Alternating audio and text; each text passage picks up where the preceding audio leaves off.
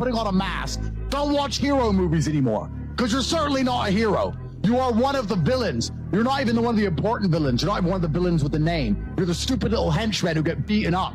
Those guys who are on screen for a flash of a second and die without consequence. Nobody even cares or mentions them again. Their family don't even get to give them a funeral. They're nobodies. You're a nobody villain. You're not even an important one. The important villains, we know their names. You're a number. You're not a name. If you're going to watch superhero movies, you don't put a mask on your fucking face. And if you want to be a superhero in life, you need to understand that for 80% of the movie, you're going to suffer. For 80% of the movie, you're going to lose. Watch any superhero movie. For 80% of the movie, it is nothing but pain and frustration and difficulty. And when your life is that way, you have a chance to grow into something fantastic, and you should thank God for every difficult thing he puts in your path.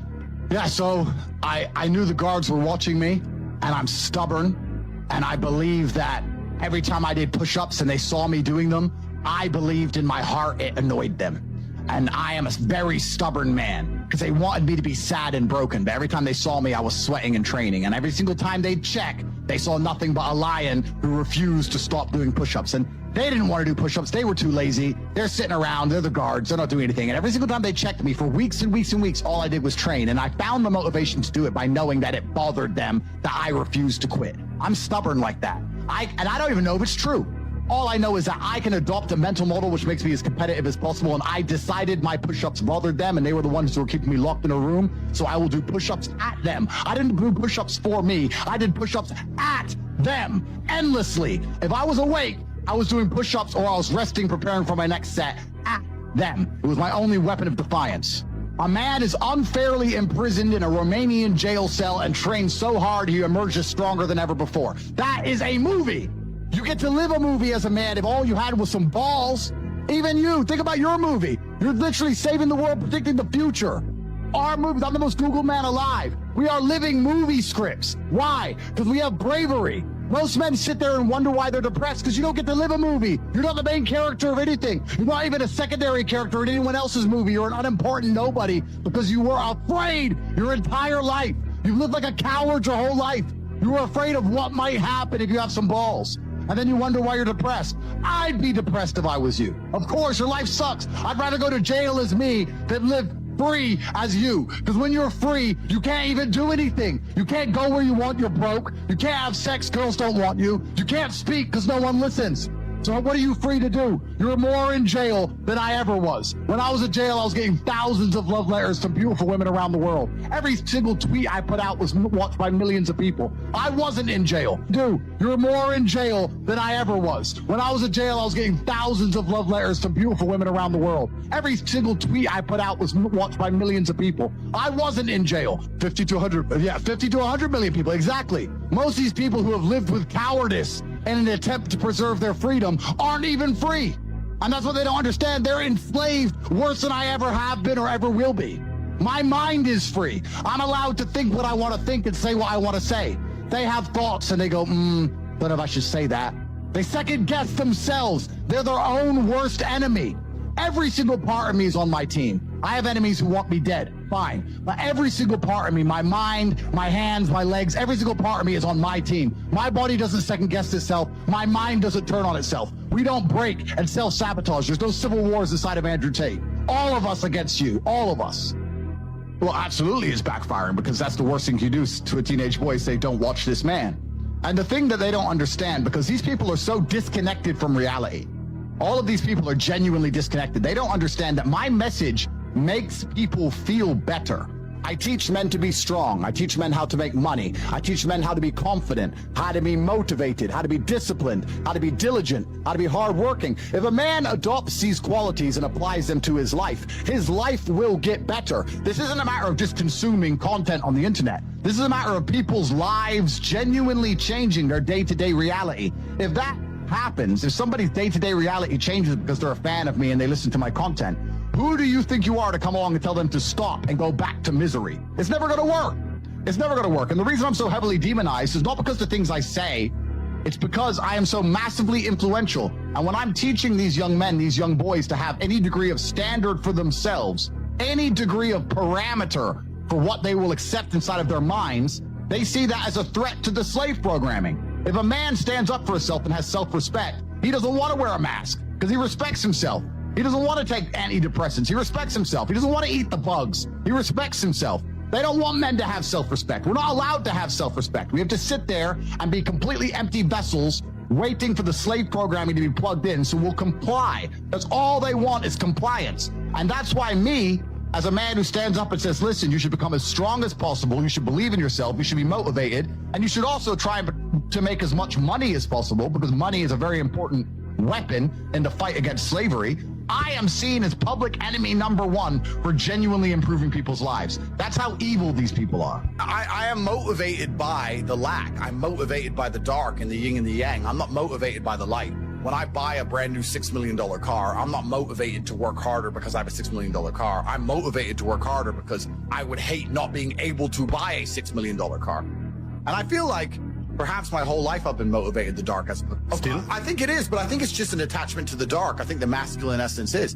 Even when I was a professional fighter, I wanted to win. But the primary reason I wanted to win is so that I could make him lose. It wasn't about me winning, it was about him losing. He spent 8 weeks calling out my name and telling the world he's gonna beat me, and telling his wife, don't worry, wife, it's gonna be okay, I'm gonna win. I'm gonna pay for the kids. Don't worry, I love you, I'm training so hard. And he's told the whole world he's gonna beat me. So by forcing him to lose in front of his family, that gave me satisfaction more than winning itself. I've always been attached to the dark of the world. I feel like the dark of the world has always motivated me. So on the yin and the yang scale, I have a lot of light and I have so much beauty and I have a very blessed life. But it is because I've been so deeply in the dark and understand the realities of how the world works. But that's just always been what motivated me. If I want to, once again, put it down to something asinine like buying a car, if I want to buy a Kernan's egg, I don't care about driving the car. I just want other people to not be able to have it. What's made me the most money is the War Room. The War Room is a private members organization that I run. So when I first got, this is interesting, when I got extremely wealthy, I wanted to know where, I kind of felt like I'd gone to outer space expecting to see aliens, and I got there and there were none. No idea. I was like, where is everybody? Okay, I'm rich, but I expected once I became rich to meet other men who were rich, focused, intelligent, had their dating lives in order, their physical health in order, their finances in order, their connections in order. And I got to the top of the mountain and I looked around and realized nobody had it. Like, yeah, this guy's rich, but he's cucked by his wife and he's fat. This guy's rich, but he's controlled by the Matrix. This guy's rich, but he's dummy. He just made a bunch of money making music, rap. He's an idiot. This guy's rich. Like, there was nobody who had it all. I was like, and I wanted a network of genuine predators. I wanted the Freemasons almost. I thought, I didn't want to join their organizations. But you wanted people like you. I wanted people like me. So I started an organization to find those men. If you spend all of your time sitting around people who talk about how to become powerful and influential and rich, guess what you're going to end up being? Powerful, influential, and rich. So now I have the greatest network on the face of the planet. And when I say it's maybe the most money, it's not because of the membership fee. The membership fee is very low. It's cheap. It's because of the opportunities and connections inside of the War Room. And that's why I am ultra competitive, and that's why nobody will ever beat me. If you're an individual and you wake up and think, I want to make my life better, and you spend 8 hours reading a book, that's fine. When I wake up to maybe 25 messages from some of the most influential and rich people on the planet that you've never heard of, telling me, buy this now, this is an opportunity to make money on the Russian ruble, this is an opportunity to make money here, this is an opportunity to make money on this land, this is what's going down in Iraq, here we have an opportunity in Nairobi, and I'm sitting there going, okay, and I have got all this curated information and genuine opportunities in real time presented to me, and within 15 minutes, I've made a $5 million investment. You're on page 1. You're still reading your book. The introduction. You're still reading. You're still reading the introduction. And this is why, against people like me and my network and the other people inside the War Room, you will always lose. So the War Room's maybe the most money, but not because of membership fees or anything like that, because of the genuine connections and opportunities inside the War Room. And we're just free minds. Anybody who listens to what I say and agrees with it and likes it should understand that you are the sum of the 5 people you spend the most time with. 100%. And if you know that, then you need to make sure you're not spending time with anybody you don't want to be. And if you learn and absorb and you're in the right place, then you can do fantastically well. So the War Room, I mean, with the War Room network now, dude, I could never be broke ever again. I think the world would be a terrible place if everyone had a free mind. You do need the slave minds. I've heard you say that. As annoying as they are, you do need the slave minds. You do need the guy who believes that, you know, working the gas station is important and he's good at it. You need him. It's good. You need these people. But what if that guy just doesn't know any better, though? It's good. Or he's This is what we're talking limitations. about. Good, fine. The world can't all be, you know, mansions on the palm and the bottom. They can't all be that. So it's successful is all about self-definition, which is what I was saying at the beginning. You have to decide who you want to be. And if you wanted to be Joe Schmo and you pull it off, then you'll be a pretty happy, content person. It decides who you want to be. I think the people who are miserable, it's the gap between their expectations and their reality. That's where the misery lies. Yeah. My expectations were always enormously high. Even when I was a nobody, I knew I had to be filthy rich and a kickboxer, and I knew I had to be the kind of guy that people gave a shit. Were you happy at that point? I know, but I knew, I'm basic things. At the age of 15, I knew that if I'm the kind of guy that if I raise my voice, people are going to care. I'm not going to be the guy who starts shouting and everyone thinks it's funny. I know I'm going to be the kind of guy who is genuinely a formidable opponent in all realms of human endeavor. I know I'm going to have money. I know I'm not going to take shit. Where did that come from, though? Well, You can't just. Yeah, I know. And I understand what you're saying, because my whole life you I had the felt same like thing, there's bro. always more. I know that there's more. Like, But I think a lot of people have that. of course. But the people who are miserable are the people who don't try hard enough to obtain it, because I actually believe, and this is another thing I'll say, I believe the universe is very giving.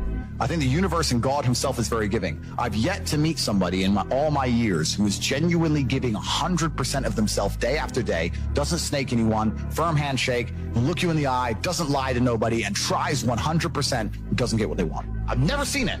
Every single person who doesn't have what they want, there's something in their story that doesn't quite add up. I've yet to see some guy who, have you ever seen a guy who eats right and trains his ass off and never misses a gym session, ever not grow? Ever. No, never. Not what? Not what? Grow. Not grow. Not make ever. It's just, that's the way the universe works, right? So if you're truly about it and you're truly trying your absolute best, you're going to do it. And that's what I believe. I believe the universe is extremely giving. So when I meet somebody and they go, I really wanted this and I don't have it, I say, you didn't really want it. You're a liar. I don't understand, or I don't fathom the concept of fun. I don't wake up and think, what can I do for fun? I don't wake up and think, what is fun? I want fun. That never crosses my mind. I wake up and think, I have things to do. And if I don't have things to do, I'll find things to do. You can always do more work. There's no such thing as no work to do. After this podcast is done, you can release it and you can make X amounts of clips. That's going to be done. And then you could watch it back and you could analyze every word you've ever said and you could find a way to say it differently. You could look at a dictionary and find new words and you can learn them and you can memorize them all. Then you could sit down and you could rehearse it and use those words and sentences to make sure you pronounce them correctly and you don't make any mistakes. Then you could always do more work from the same thing. The work is never ending. The money is never ending. So you have to find joy in your work. Well, you have to find purpose at least. I don't know if I even find joy in my work because I'm stressed and annoyed. I'm furious all the time. What do you mean we've made $1.3 million today? It's a joke. Flip the computer. But it's you have to conquer the earth. And that's another thing about opportunities, right? Because you have to be positioned to take advantage of opportunities. Yeah. It's like in chess, they say good moves come from good positions. It's true. You can't find a good move from a terrible position, right? If you're sitting at home with no money, it's hard to invest in Bitcoin at $1. It doesn't matter what it goes to, right? You got to be in a good position to take advantage of things. You've always got to be in a position where you have a good network, you have good information, you have some kind of liquid money, you have the ability to survive without that money, you could take a risk. Like, it's hard to set yourself up. I'm in a position now where I'm in the NBA. I'm an NBA player. I can never go broke again. So it doesn't matter, right? But once you're in the NBA, I can throw $1 million at something. It doesn't matter if it works or not. So for me, it doesn't make a difference. And that's why it's so much easier. They always say the first million is the hardest, and they're completely right. Once you get to a certain point, you can gamble to a degree. Yeah. I don't want to sound, airy-fairy, but I truthfully believe the universe is a giving place, and that if you actually really want something, you can have it. How much you want is how much you're prepared to sacrifice. So if you want $500,000 a year, you can definitely make that. And that level of stress you'll absorb for that money and the amount of headache you'll go through, if that's the amount you're prepared to accept for a happy life, you'll have it. Do you think anyone could do that, though? I think that you have to pre-decide, right? So even my level of wealth comes with enormous stress. Governments are after me. Like most people are not mentally prepared for the bullshit I go through. So the number one factor that's going to decide how successful you are as a person is your ability to absorb stress, your stress level. The better you are at dealing with stress, the more problems you can fix, the more money you're going to make. What I'm doing now at my stage of my life is buying power. So I thought I wanted to be rich. I didn't want to be rich. I wanted to be free. You're only free with power. And in the American political system is a perfect example of lobbyists and lobbying. Yeah. They will lobby for things. They'll come along and say, I'll give you an example. Why are there no high-speed trains in America? America's huge and rich. High-speed trains would be fantastic for America, but the rail network is basically non-existent. The reason is because the oil companies lobby both political parties to make sure that They don't build trains. Everyone drives. Long highways, it's good. Sells a lot of gasoline. That's what they want. So once you get to a certain level of money, you realize you want political friends. So you're like, okay, I want this law, or I want this law to work this way. Or I just want someone I can call if this happens to me. And you just start giving a lot of money away, effectively. And you're trying to buy power, and that's the way it's always worked. That's what these huge corporations and companies. Well, the thing is with reading a book is it's a reward without any risk. And this is why I think a lot of people are proponents of reading, and they say reading, because nothing can really go wrong besides wasting your time in life, of course, but they don't believe that. I am a much larger proponent of larger risks and larger rewards. If you want to learn about self-help, if you want to understand yourself and see what kind of man you really are, and learn how to fight through adversity, and learn how to get up when life's difficult, and learn how to control your mind, and learn how to struggle, then you can go to the boxing gym and you can get your ass kicked. You do not need to read any books. You need to get in the gym, walk in there and say, I'm going to fight the best fighter here every single day, and not quit until you can eventually beat him. But most people are not man enough for that. So instead they'll read a self-help book, and they'll sit there and try and talk to me about mindset. I learned my mindset in battle. My mindset is 87 professional fights. My mindset was learned in the reality of the real world. I don't need to read a self-help book. I don't need to read about motivation or confidence. I've been in the cage smashing people's faces in. I don't need to learn any of that stuff. So I learn in reality, and reality is always going to be a better teacher than a book, because you're not learning when you read books. You're regurgitating. You may be reading, but I don't believe you're truly learning. My coach used to say, if it doesn't hurt, you didn't learn. And I think he's completely right. And it's the same with entire life. You see people make the same mistake over and over again until it eventually goes really wrong. And it's only then they'll change. Then they change. So absolutely. So I learned how to become self-disciplined and become self-motivated and work hard, and I learned how to face adversity and find strength within myself I didn't know I had. Because people were trying to kill me inside of a cage. And you cannot replicate that by reading pages of a book. So it's a waste of time. There's a study I read about stress, and it was saying that stress has a placebo effect attached to it, because the placebo effect is extremely powerful. So they found some of the most stressed people in the world, and they split them into two groups. And they're all equally stressed. They all have a bunch of cortisol in their blood. The people who believed that stress was bad for you and that stress can hurt you, and they believed those media articles, were dying earlier. They were having heart attacks and having stress-related illnesses. The people who believed the opposite, who just said, stress is part of being successful, I like stress, when I feel stressed, I do my best, it makes me anxious, it turns my brain on, I like being stressed, lived longer than average. The point is, the same drug, how you look at it and how your body anticipates it, how you feel about it, affects the real world results. I don't think motivation is a real thing. I don't believe in motivation as a concept. I think discipline is real, and I also think discontentment is real. And I don't think it's possible for anybody to stay in a scenario where they're truly uncomfortable. If you fall asleep on your arm and your arm really starts to hurt, even in the deepest sleep, you're going to wake up and move your arm. If you sit there and your life has been in a rut for 7 years, you are semi-comfortable in that rut. Sure, there's days you're pissed off. Sure, you're semi-annoyed by it, but there's also days where you just play video games, eat pizza, and you're kind of cool with it, and it's no big deal. If you were truly unhappy and uncomfortable and discontent with your scenario, you wouldn't be in it. So I don't believe there's anybody who's truly... When I was broke, I couldn't sleep. I'm not saying that. Please understand me. When I was broke, I couldn't sleep.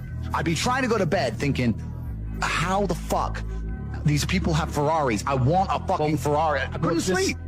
If I had to open a coffee shop, if I sit in a coffee shop, right? If I sit in Starbucks, the whole time I'm in there, not only am I thinking about how they got the money from me and how much I spent, I'm thinking about how I could outcompete them.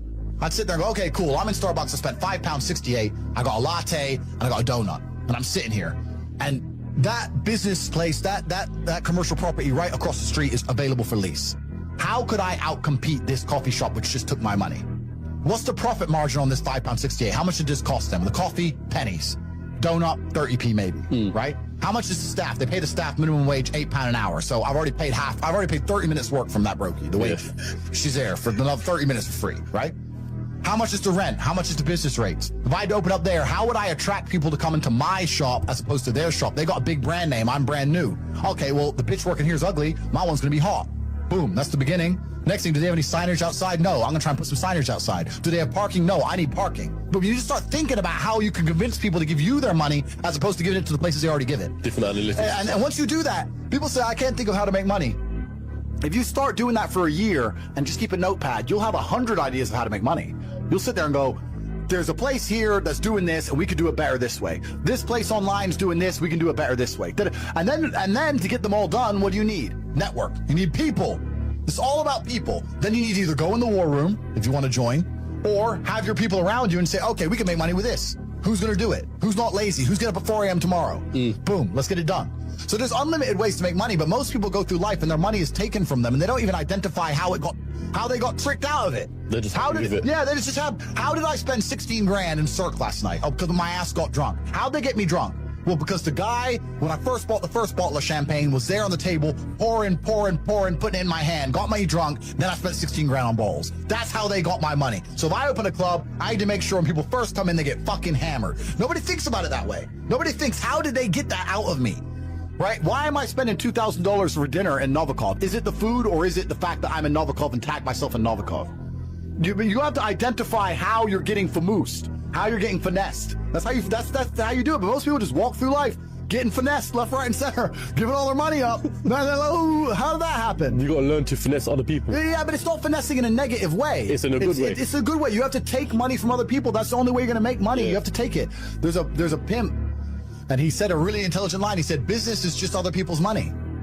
That's all business is. I want to start a business. So you want other people's money. That's what you want. So how are they going to give it to you?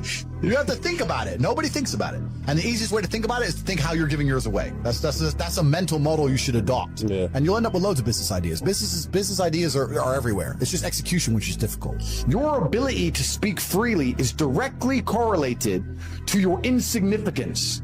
When nobody listens to you, you can say what you want.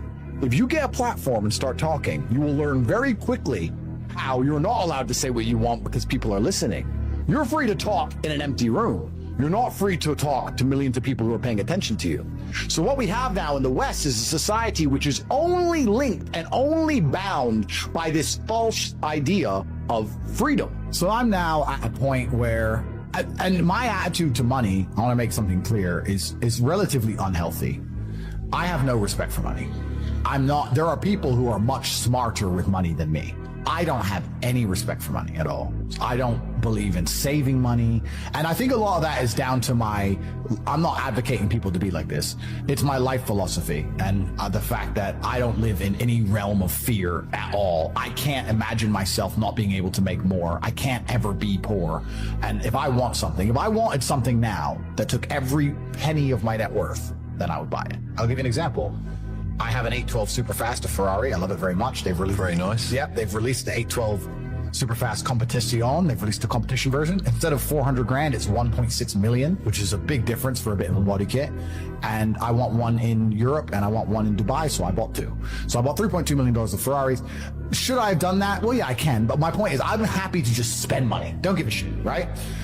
But that's down to my faith in myself. So when you're asking how much of my income's disposable, in my mind, all of it. I don't give a shit.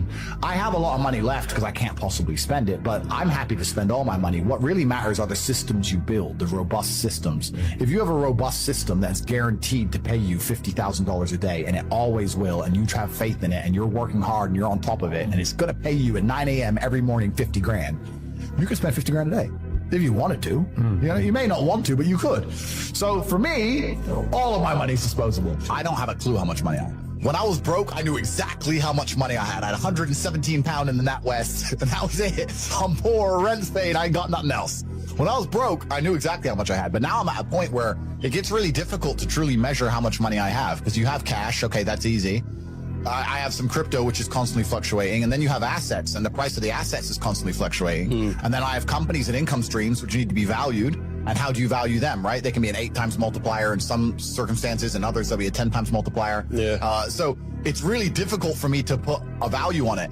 If you were to say to me, how much money do I have in the bank?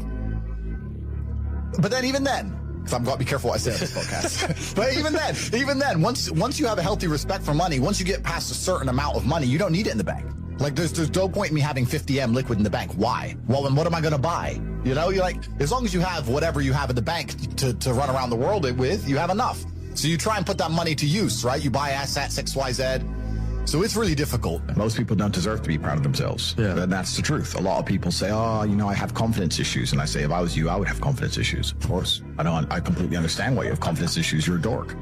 But we have to be realistic here. We have to be absolutely and utterly realistic because the world is brutal and it's harsh. If you're not proud of yourself, you probably don't deserve to be proud of yourself, so you're not going to feel happy. And you just talked about confidence. Confidence comes from competence. The reason I'm confident is because I'm good at everything. Right. I'm good at everything I do. The things I'm not good at, I'm not confident in, of course, and I know what they are. I don't do them very often. I've now created my reality to the point where I don't do anything I'm not good at. You just hire. I either hire or I just don't want to do it. Like I don't play darts. Yeah. I'm not good at darts, right? I do what I'm good at. So yeah, I'm absolutely and utterly confident because I'm absolutely and utterly competent, and that takes practice and discipline and motivation, and you need to fail a few times, you need to get up. And like I said earlier, when I learned my entire mindset in professional fighting and chess, the two combined, that's how it comes down to. And when people say, oh, I have competence issues, usually I can look them up and down and say, yeah, if I was you, I would completely and utterly struggle with confidence issues, because the world is competitive, and there's men like me on the planet and friends like mine on the planet, and you're competing against us for money, for girls, for status, for resource, and you're going to be destroyed and decimated the entire time. So of course you have confidence issues when you can be annihilated in real time by the competitor. Yeah. Why wouldn't you have confidence issues? You'd be psychopathic not to. I don't even know the story of the 4-minute mile, but when everyone was running, long distance running, everyone said a 4-minute mile was impossible, and everyone was attempting it was impossible. And then one guy did it one day, and after he did it, 10 people did it in like 3 weeks. Yeah. And it's like the belief. So I think a lot of people, when they're canceled, go, I'm done. Now, nobody else has I will sit here and openly say my network and the things I do and the unique way I approach it and the war room and the organization I have and the money I have and the influence I have is unique. Most people don't have that. However, people will have the morale to go, I've been canceled, but you know what? I'm not quitting. Doesn't matter. I'm not giving up. All right, just make a new account. Bang, back to work, back to work, back to work. And on a long enough scale, if enough people do that, there will be inertia and momentum behind it, which will make a shift in the universe. It will attack the matrix in real time. It's belief. I have a question. Belief. You must believe. I believe in you. You must know, but you must believe. I Everyone fucking must believe in you, bro. themselves. That's the key. Net worth is subjective, like we just discussed. I think it's more about how much and I don't even think it's how much money you have in the bank, because you can tear through any amount of money. It's how much money you're earning. Okay. I think a good life costs about $1 million a month. Wow. That's a big $1 thing. million a month is a good life. $500,000 a month is doable, and you can still live good. But if you want to really truly live like the best human experience, it costs about $1 million a month. And is that earned income or income with your assets increasing? That's income that you have coming into the bank that you can spend. Okay, that you're taxed on as well. So it's slightly less than that, but Depending where you pay tax. When I started my business, I was told by my mentor, what you've got to have a good life is 100,000 a month. That was 36 years ago. Well, it's pretty similar now. Maybe inflation and stuff, but I can give you. It depends on the way you're living, right? Because I told this story before on another podcast, but Dan Bilzerian messaged me and he said, look, let's hang out. I was like, all right, cool. And I was in Bucharest. He was in France. So by the time I only wanted to go see him for a day. So by the time I got the jet, I wanted my security team to come. So I had to get the 4 security team, and they came and also had to pay their wage. And I put the cars on the truck to make sure they were waiting for me there in case we would decide to go for a spin. And then I landed with a security team, and everyone needs hotels. It's 8 people in a 5-star hotel. And then you're on the ground. You have to rent these V classes, armored ones to look after you. And you see Dan, talk to him for an hour, you have dinner, and then everyone gets back on the jet. By the time I saw Dan in a 48-hour whirlwind, by the time we moved the cars, which I didn't drive, and security came, etc., you spent $400,000. You spent $400,000 to go see your friend. But it's very difficult for a government to even pretend to give a shit about the average person, to me, because I understand how all this works. So the government comes along and decides to give out free money. The average person in the middle or at the bottom goes, wait, free money. Government cares about the poor person. No, they don't. Let's keep it very simple. Let's say they gave every person in the UK £1,000. They're either going to save that money, or they're going to spend that money, or they're going to, let's say, invest that money. If they spend that money, which is what 90% of them would do, it goes to corporations, making the corporations filthy rich. The stock price of Amazon during COVID went to the moon because everyone's sitting at home bored, just buying stuff, right? So there's less corporations than there are people. So let's say you give everyone in the UK £1,000. A lot of that money goes to one guy, Jeff Bezos. The rich get richer, just like before. Let's say they invest it. Well, they're going to invest it in what? The stock market. Well, that increases the share price of companies. Who owns companies? Rich people. Let's say for somehow 200 of these people are best friends and they're never going to argue, and they get together and they get £200,000 and they buy a house, for example. That's still going to raise the price of housing on that street. The house owners, the homeowners are going to get richer. The people who already own things, the asset owners are always going to get richer. No matter what you do, the people who are poor are always going to get poorer, and the asset owners are always going to get richer. Yeah. And it's running away now to a point where the chance of buying a home on the average salary is near on impossible. I mean, you know some hacks, you know some things about it, et cetera, et cetera. but I don't know how people are surviving on this money.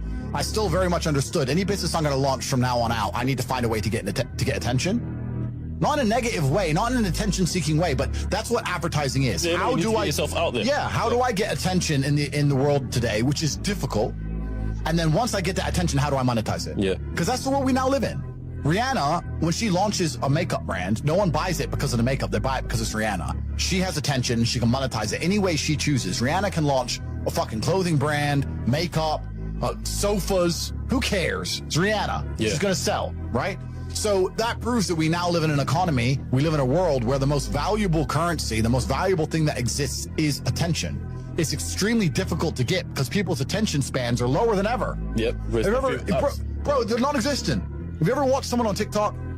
Next time someone's on TikTok, watch them. Because I don't have a TikTok account myself, but I see people on it. How long do they give a video to interest them?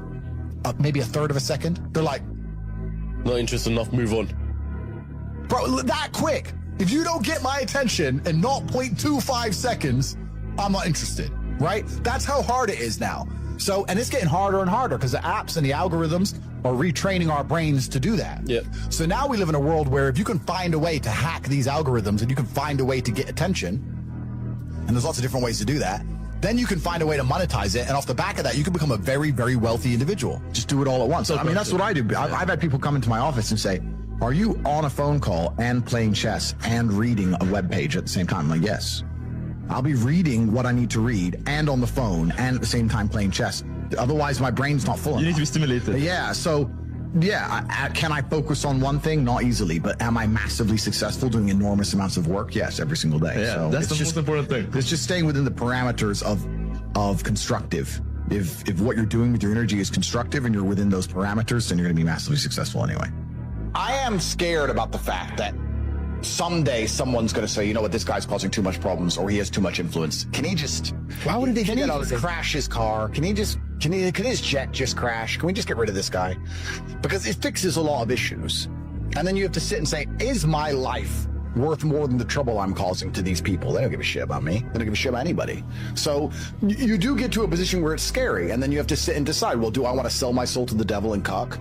Or do I want to just shut up and disappear, which is also cucking? Or do you want to live for something? And do you want to die as a name as opposed to a number? People who are still dependent on the system will fight to defend the system. There are people who I will sit there and say to them, look, your university degree is a scam. They lied to you. I will show you how to make money. And their reply will be, no, I went to a good university.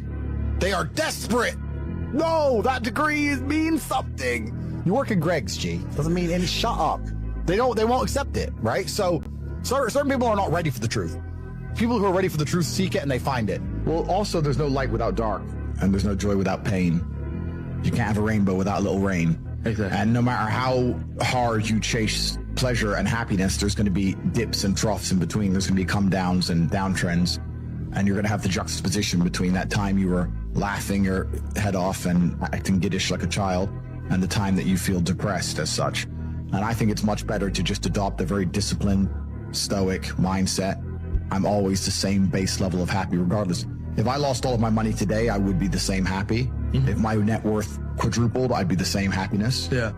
As long as I'm alive, which is a struggle, unfortunately, in the current climate, but as long as I'm alive and the people I care about and love are alive, and as long as God gives me the honor of doing my duties and providing for the people I care about, as long as I get to wake up and know that there's a whole bunch of people in the world who need me and I get to work hard to please them and do good for society and good for the world, yeah, then I'm a vessel of God and I'm happy enough to survive. That's all I look at it as. I don't ever consider how do I feel. That doesn't cross my mind. I have things to do. A lot of the time, women get in the way. I've seen it a million times, bro. I've seen women get in the way of partnerships like that so many times.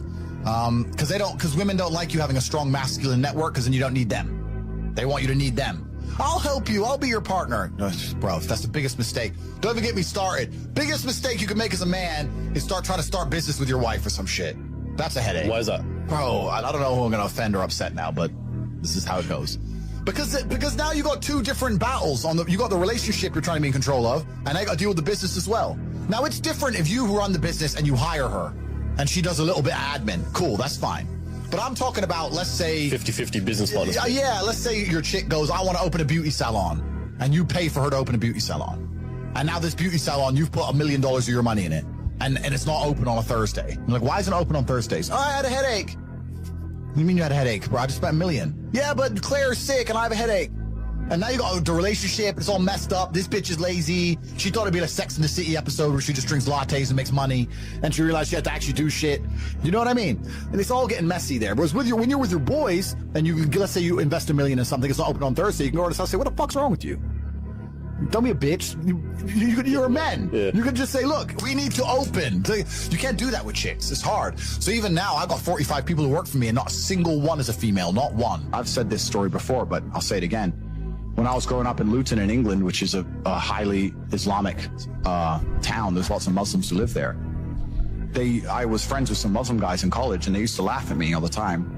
One of them was like 19, worked in Tesco and had a Ferrari. I was like, bro, how do you have a Ferrari when you work in a fucking, I think he worked in a chicken and chip shop. He worked in like a fast food restaurant and had a Ferrari. It's like, how do you have a Ferrari when you work in a fast food restaurant? He said, because I got 9 brothers and we all work together and we share the car. I was like, okay, but why do you share the car? He said, no, you don't understand. I won't use the racial slurs, but he was like, you people, is you and your 3 brothers. You all grow up, you all decide to get with your girl, you all go pay different rents, you all disappear, all your money gets spread out now, you're taking your girl on holiday and paying a different rents, and you're all separate. Me and my 9 brothers live in one big house. If we meet a woman, she moves into the house. The men are all focused on making money, the women are all looking after us, cooking, cleaning. You got 9 men in the same house trying to pool their incomes. That's why we own the houses you rent from us. It's different. Brotherhood first. It's different. You people don't think that way. You fall in love. You fall in love with some bitch and you run off. You go pay her rent. Sure. It's like a different mentality, and that's why they win. You're never going to be truly happy in your mind if you go against the teachings of God. I don't care how much money you make. If you're a bad person, you're not going to feel happy. I don't care how much money you make. If you snake people or lie to people or do bad to people, you're never going to feel happy true deep in your heart. True in your heart, we're intrinsically designed to do right and do good. And that's something that God gave us. And when you have that, you understand that that's more important than anything else. Yeah. I don't think this was actually as deliberate as people understand. 50, 60 years ago, property was fantastic for almost everybody. 1 year's wage, you get a house. That house cost 75 grand. Now it's 450 grand. Fantastic. You did good. Absolutely. It's different now that the house is 450 grand, you're earning 40 grand a year. Now it's a very different scenario. So when your parents or older people say, yeah, do property, it was great back then. Now I don't think it's nearly as competitive as it was. I think that the rich are getting richer and the poor are getting poorer. I think the poor are getting outpriced of most assets. I think that some of the biggest mistakes poor people can make or middle income people can make is chase assets they can't simply can't fucking afford. And the only way they can do it is to indent themselves to a bank with interest and enslave themselves for X amount of years, destroy their flexibility to try and pull off owning one property, and owning one ain't gonna make you rich anyway. You gotta own as many as you do. And what I'm saying is, there's a small percentage of people who benefit from property, just like there's a small percentage of people who benefit from crypto or stocks. How many people lose in the stock market? Most. Exactly. How many people lose in Forex? Nearly all. All, correct. So this is the same with every investment. But the reason I'm only attacking property is because property is the one everyone says is safe as houses, good for everybody. No, it is not. Depends on your circumstance. That's my problem with property. In my scenario, or your scenario, how can we lose? If I buy a house for $5 million and I'm never, ever, ever going to need that money, I can wait until the day I die to sell it. Then I'm always going to make money. I go, oh, the property prices have crashed to $3 million. Then I don't sell it. Yeah. Who cares? It doesn't matter to me. If I had a mortgage on it, it'd matter. It was my only property, it'd matter. If inflation is 20%, my wage has gone up 1% a year. All this shit matters. Not to me, not to you. We're the 50. But 950 people here need to join the real world and learn how to make money a different way. Because we teach you how to make money with nothing. If you make money with nothing, you can't lose. That's the beauty of it. You can lose if you invest in a house. You can't lose if you don't spend any money. And I'm not going to sit here and say that everybody who's ever bought a house is lost. I only talk about this because the majority of my audience are 18 to 25, 26. They're being told by people much older than them that they buy a house, they'll be financially secure. And I'm telling them that that is simply not the case. And also, there's a bunch of intangible disadvantages, like the absolute inflexibility of the house. I don't know in your experiences, but people I know have spent 2-3 years trying to sell a house. 2 years is eternity. Eternity. 2 years ago, we were locked in our houses. 2 years ago is forever. So if you're going to accept that degree of inflexibility, if you're going to accept that degree of obligation, I think for many people that is a mistake. I think there's better ways to make money, and I think that renting is a lot safer for people. Especially now we're living in a world where a lot of money is made online. I have some people who can make money online. If you're making money online, even living in a Western country is stupid. Go to Thailand. Live for a fraction. Be safer. Not get stabbed. Like, even living in the West in general is dumb if you're making money online. And more people are. So my point is nuanced. There's absolutely exceptions to the rule. There's absolutely scenarios in which I'm totally wrong. It's a nuanced point I'm trying to condense, and I'm saying that property used to be the cure-all for everybody. Get a normal job, work in a factory, pay off your house, be good. Yeah. It's not like that anymore. No, pension money is not going to be yours, is it? Yeah, exactly. It's not like that anymore. And also, what did we say earlier about competitiveness? We said that there are people out there in the world competing with me, and there's people out there in the world competing with you. You're a property shark. You just said it. You're an animal. They're competing with you. Like you can pay more for it and overpay for it because you know you're gonna have whatever. You can buy the houses next door and put shit tenants in them. Like if you want to fuck somebody, you could. So they're also competing with sharks, and this is the point I'm making. The reason I'm anti-property is because often it's a 24-year-old guy who just got his first good job out of uni. He might be able to, if he eats ramen noodles for the next 15 years, pay off this fucking council terrace house in Liverpool. And I'm like, bro, that is not going to save your life. You're going to be 50 in a shit house. That is dumb. Correct. I think that if you have a lot of wealth, parking your money into assets in general is good. I think that property is a pretty safe asset overall, globally. It does go through some ups and downs, but property performs, you know, it's certainly a fantastic place. I think as a way to generate wealth, there's some people who say it can be done, that's fine, but I think it's very inflexible. I've always preferred flexibility. I think we now live in a world where a lot of money can be made online, a lot of money can be made from a phone, a lot of money can be made from a computer. And also, this all ties back into the very beginning where I said the ultimate bottom line of the world is violence. Well, if they're going to do it to the whole population, I agree. But if they're going to do it to an individual, I disagree. Yeah, if you don't pay your parking ticket, they'll take your house. Sooner or later. May take a year, may take 2 years. They will take your house. So my question is, do you own it? This is my problem with property. I own my house. Do you? If they can take it off you anytime you annoy them? No. If you don't pay your mortgage for 3 months, you'll see you own your house. Yeah, that's right. If you don't pay your taxes, you own your house. If you don't wear a mask when they tell you to and you get a fine for not wearing a mask and you think that's injustice and you don't pay the fine and they add money to the fine, then it goes to court, you're supposed to turn up, you don't, they send a bailiff, you tell the bailiff to get fucked, they will take your house. So if you don't wear a mask, they take your house. So do you own it? This is a philosophical question and you can answer. Do you feel like you own your property? Because I would argue that you don't own shit. I agree with you. And for me, it's just a philosophical thing where I think that anything that can be taken off of you, you don't own. So for me, once again, you're in a unique scenario as am I, but if you're Joe Schmo, owning it is never going to make you rich in any considerable, serious amount of time. 20 years from now, you might get hit by a bus. That's forever. I don't think that long term. All of my plans are 3 to 4 months maximum. And the benefit of renting it versus ownership, well, you can get kicked out either way, and you lose all your flexibility. What's the point? Now, once you sit in there going, I have $7 million in the bank, I don't know what to do with it. Sure, buy some property. Of course, put together a complicated legal structure and own some property. Absolutely. But I don't think that applies to most people who come to me and say, my mom said I should buy a house. You're a dummy. Your mom did something that doesn't work anymore, and you're still a dummy. Thing is, sometimes your parents love you so much they give you bad advice. Well, they give you the advice that worked for them. Yeah. And I don't blame them. It's worked for them. So absolutely, why would they believe it doesn't work anymore? They're putting money in a savings account and getting interest on the money, like 4 or 5% interest on the money, and then buying a house for 1 year's salary that went up 10x. I'm sure it sounds like a great idea. Imagine if it was still that way right now. I'd tell everyone to buy a fucking house, but it isn't. And then you add into the fact that the government's getting more and more tyrannical. You add into the fact that violence is the bottom line. You add into the fact they will take your fucking house off you. What did they do in Canada to the truckers? When the Canadian truckers got tired of it, they went and they protested, and they lost their houses and lost their cars and lost their fucking pets. They euthanized their dogs. A man who worked his entire life driving across Canada in a truck, who was a proud home owner, found out very fucking quickly that you don't own anything. It's a scam. So for me, especially as somebody in my situation, my precarious situation, which we described at length, somebody who is an enemy of the matrix, considering that property is the most controlled matrix asset that exists, considering that if they could take it off me, they fucking would, I need to find assets which are very, very difficult to seize. That's the first, that's the answer, right?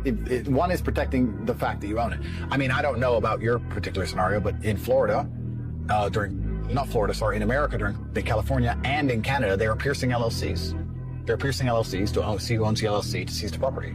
So once again, the law says if it's owned by a company, that they can't take it or they can't see who owns the property in the company. Yes, they fucking can. Piss them off. Yeah. If you piss them off, they'll throw all the rules out the window. Same reason they're gonna kill me. Murder's bad, but they throw the rules out the window when you annoy them. So this is my exact point. So I just personally could never sleep at night knowing, I got 100 million in property, I'm good. Because I'd be like, I don't have anything.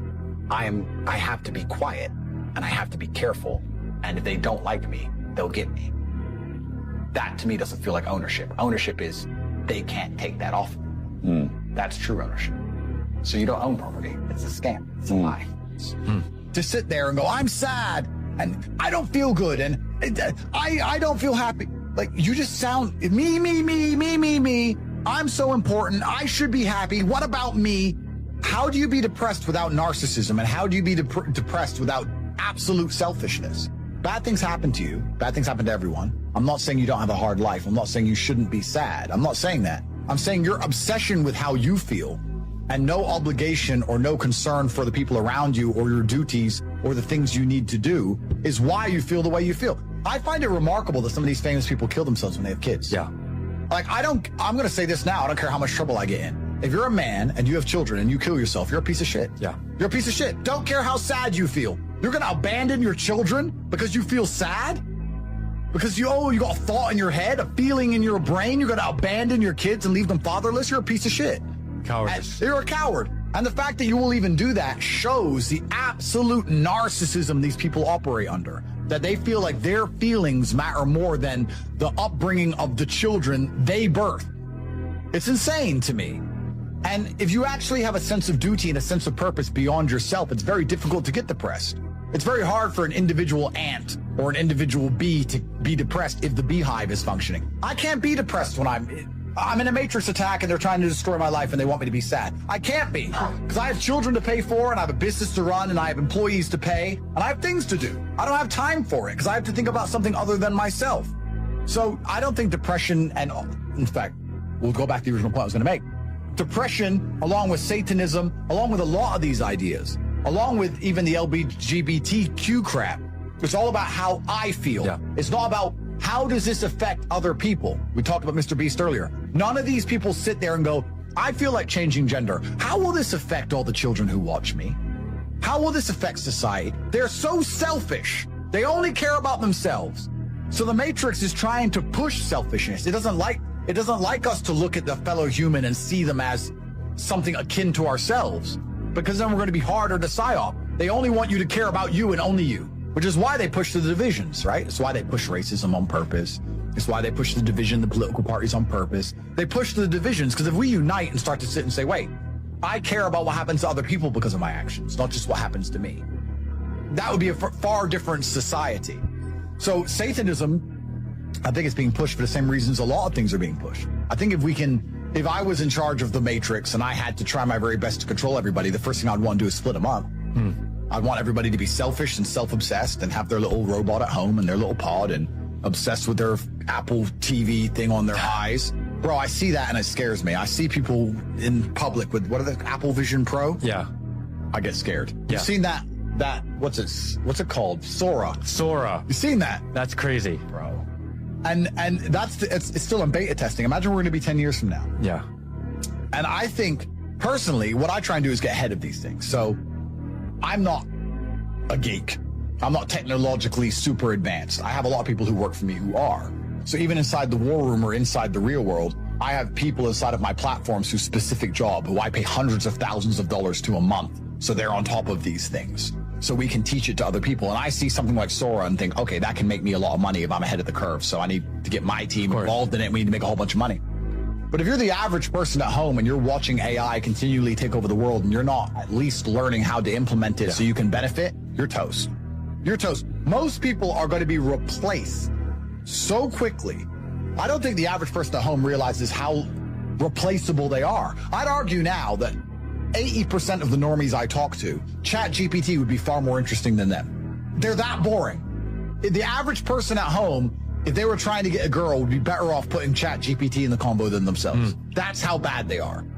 And they're arrogant and they're narcissistic and they think, no, I'm special. Most of you are not special. You're not.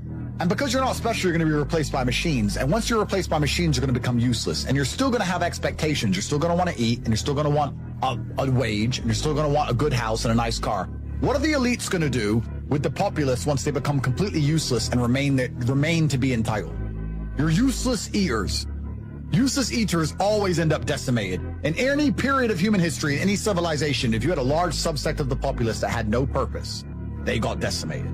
So if you're at home sitting there thinking, well, I can become useless and the government will just feed me, I'd argue they'll starve you to death instead because they don't need you around. And most people are going to be replaced very quickly by these machines. Sora, I said to my camera guys when I saw Sora, I was like, you're out of a job. You're fired. You're fired. We started laughing about it. But it's true. And think of how fast technology advances. Where are we going to be in 20 years from now? Yeah, it's going to be crazy. It's insane. You need to get ahead of these things. It can be used for good or bad. Social media can be negative if you sit there and digest bad information, but it's also one of the reasons we managed to get to such large, such a large subsets of the population. So it can be a good thing and a bad thing. Inside the real world, inside my online university, we push AI very heavily. And I was having a conversation with someone the other day who said, oh yeah, I don't use AI because I'm a club promoter. And I said, if you're in any business in the world today, it doesn't matter if you're a plumber, it doesn't matter if you're a club promoter, it doesn't matter what business you're in, you should be learning how to implement AI because it's going to be the people who use AI and the people who fail. Yep. Those are the only two options, which is why we teach it so heavily inside of my university. And I said to the club promoter, what do you do? He said, well, I get guys to book expensive tables at the club because I bring pretty girls to the table. And I said, okay. Well, if you had an AI machine, let's say you use Sora to put together a video of the best club night ever, and let's say you use ChatGPT to speak to lots of girls and explain what's going to happen and why they're going to have a great time at the club, and also get ChatGPT to speak to rich men and explain to them what a great time they're going to have, and you could mass speak to people at a much larger rate than you can do by yourself sitting there typing, you're going to make more money. Yeah. You can implement AI in club promotion. You can get the most fancy video, and you can get a ChatGPT learning bot to realize exactly, this is actually a point I want to make, to realize exactly what trigger words get the girls to want to party and what trigger words get the guy to want to spend money. And you can put together some data and you can stop talking to people completely and you can focus on the AI learning mechanisms to do all the work for you, which is why we're teaching it inside of my university. There's not a job on earth where you shouldn't be using AI mechanisms to do it for you because that's what they're doing to us already. Yeah. We live in this surveillance capitalism world where a lot of the tech companies, a lot of the largest companies in the world are making money purely based on prediction of our behavior. They build digital versions of us online. They build there's a digital Matt, there's a digital Andrew based on all of our spending habits, how long we spend on each website, which part of the website we click on first, which websites we visit, how long we spend on our email, which email topics make us reply. They're constantly gathering data on us and putting together digital versions of us so they can predict our behavior to make as much money from us as possible. And once they can do that, they then try and alter our behavior so that we become more profitable. And they do this on purpose so that we become a person who's worth $12.59 to be a person who's worth $14.03 by altering how we react to certain things. So they're already building algorithms and trying to adjust how our mind works. And if you have a company or you are interested in making money in the world today and you're not considering doing exactly that, you're going to permanently fail. The average school isn't teaching about AI. The average MBA you will do won't teach you about AI. I'm going to sit here and make it very clear and obvious. The only school on the planet I can find that will teach you about artificial intelligence is my one, the real world, and it's $49. For $49, we'll teach you exactly how to use AI to make a whole bunch of money. Which goes back into a point I was saying earlier about certain people are just tied into the matrix and don't want to be freed. If we will sit here and have a long conversation about how artificial intelligence is going to replace most people, and if you don't implement it, you're going to become useless, and your entire bloodline is going to be exterminated because you don't serve any purpose to society. And I'm going to teach you how to use artificial intelligence for $49, and you're still not going to do it, well, then I guess you just deserve eternal slavery for your bloodline. Some people are just born to lose, I assume. But it's extremely important we implement these things. So when I watched Sora, the conversations I've had, this was only 2 days ago. I was on the phone for 6 or 7 hours with my team inside the real world saying, okay, how can we use this? What can we do with this? And there's two different ways to look at it. There is, how can we use artificial intelligence now when no one else is really using it? How do we get ahead of the curve and continue to make millions of dollars? That's easy. The real question is, how do we use AI when everyone else? Once it becomes mainstream and everyone else can do it, when everyone else can produce adverts at the drop of a hat, when everyone else can make their product look fantastic when it isn't, when everybody else can use ChatGPT to be extremely funny and charming and interesting, when there's neurolinks in their brain and everybody can talk like Andrew Tate. Because right now only Andrew Tate can talk like that. When I lose my ability to speak more concisely and compendiously than everybody else, how do I compete then? That's going to be the hard one. But right now we're in a transitional period where it's easy. Because if you join the real world or you pay attention or you learn these things, you're so ahead of everyone else. It's like the first person to turn up to the gold mine. And you can just dig and pick up all the gold. But there'll become a time where the gold mine's flooded. And that's where you really have to think ahead. So we had a long conversation about how to make a bunch of money now, and that was easy. But the real question is, how do we all make a bunch of money in 20 years when AI is standardized? That's what's going to be the interesting conversation. The amount of websites which, I mean, copywriting is a thing, right? And it still is a thing. But the amount of websites which could benefit from a complete copy change with ChatGPT would make their copy better than it currently is. Yeah. The amount of average electricians that have a little terrible website somewhere in Texas, and you could literally ChatGPT their entire website, and you could charge them money for that, and they don't even realize that you use ChatGPT because they don't have a clue what it is because they're behind the times, and you could literally make money for 10 seconds. Now, if you could get an AI bot to reach out to them all, if you get an AI bot to speak to them all, if you could produce them a movie using Sora showing the coolest electrician on earth, like there's so much potential that could be done. It's so ridiculously easy to make money if you actually try. But implementing AI is something you need to do because it's the future. It's like ignoring gunpowder. If you ignore gunpowder, you'll lose the war. You could have looked at gunpowder at some point and said, we got bows and arrows, it'll be fine. No, it won't. As it advances, it's going to get to the point where they soon have Gatling guns and you're all toast. And it's exactly the same in the business environment, which is why we're implementing AI. Inside the real world, we don't just have an AI campus. We implement AI into every other campus. So we have a specific campus on artificial intelligence, and then we implement AI in our copywriting campus and our crypto campus and all of our other campuses. We have 18 of them. But it's super important that it's done. And I'm kind of also, we talk about fraternity. I'm not going to lie. I'm very glad I have such a good network of people because I have so many people who work for me and people around me who know things I don't know. And it's amazing. And I'll tell you another thing that's kind of scary. There are so many kids nowadays that are smart, bro. I have 18, 19-year-olds who work for me doing this AI stuff, and I'm like, bro, I'm a dinosaur now. I'm like, I don't know. I can talk, and you can't talk like me. Yeah. You're socially awkward and weird, and you can't get laid. I can do all that, but you're doing this, bro. They just figured it out. Bro, it's crazy. The world's changing so fast, and you need to have a team of people. It's kind of like the chessboard, right? I think one of the problems we have in the West, especially, I've noticed, I feel like families in the East are a little bit better. Certainly Islamic families are better, but in the West, everyone wants to be the king on the chessboard. Yeah. But truthfully, to have a good team, you need a king, and you need a bishop, and you need a rook, and you need a knight, and you need pawns, and everyone needs to know their job. And if everyone does their job well, you win the game. Especially the queen. She's another piece on the chessboard, one of the most powerful pieces. If everyone does their job right, then you're fine. But when you have a bunch of people trying to be the king, then it all falls apart. So I think one of the powers of my fraternity especially is that I have my role and people have their roles and we work together and we forever win. We never lose. 100%. And that's the thing that I find so amazing. When I say these things to people, all I'm doing is describing human nature. If you're born into the bloodline of, let's say you're born into a banking bloodline. And let's say you're going to all these weird sex parties and you never worked a day in your life and you live on a yacht and you're just some weirdo banker, right? They're going to believe they're genetically superior to you. Are they? No. Are they physically stronger than an NFL athlete? Fuck no. Are they genetically superior? Are they smarter than the average person? Probably not. But they're going to believe they are because they're born into that lineage. So they're going to believe that they're somehow special and better than you. They're going to believe that they can make you do things that they don't have to do because they're better than you. That's human nature. They're the king on the chessboard and they have a lot of power and they're going to put you in a position of serfdom because they want to do it. The question is, are you going to accept it? That's the final line now. Are you going to accept that position of serfdom, or are you going to sit in there and say, no, I resist. I don't want to do that, and I'm going to get rich and important myself so I can live my own version of reality that I want to exist in. I don't want to exist in your version of reality. You're either a player on someone else's board, or you can try and make a genuine impact. And it's kind of like we were talking about the war earlier and how it's coming for all of us. And every single battle that's ever happened in history, it doesn't matter if it was Waterloo, it doesn't matter if it was one of the battles in ancient Rome or ancient Greece, it doesn't matter if it was the Spartans, it doesn't matter what it was. There's a death toll, there's a number, and there's a few notable names. Everybody died. Yeah. Everyone died. So when they finally kill us, at least they remember our names, sir. Yeah. But all these other people at home who are afraid to talk and tell the things that we tell are going to die just the same. But they're going to be one of 13,044 deaths. There's going to be 13,044 deaths. Matt, Andrew. At least we get that bit.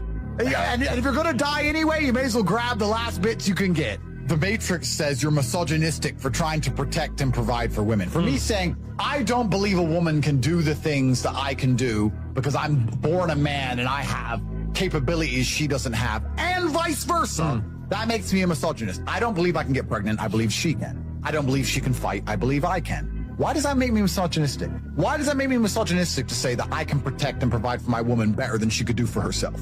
How does that make me a misogynist? And every single woman I meet is like, I wish I met a man like you who would protect me and provide for me. I'm like, I know. So where is this misogyny garbage coming from? Well, it's coming from a small vocal minority of psychopathic feminists who truly hate men. The only hate is coming from them. I don't hate women.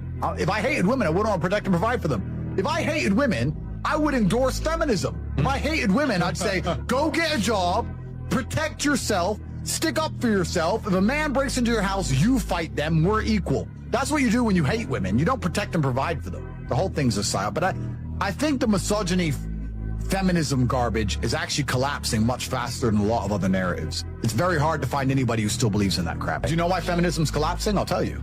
Because the world's getting harder and the good days are over. And we're about to enter a period of chaos and war and difficulty. And inflation is here to destroy all of our currencies. And it's getting harder and harder to even make a living or travel anywhere or live a good life. And you often find that as soon as things get difficult, even the feminists want to make you sandwiches.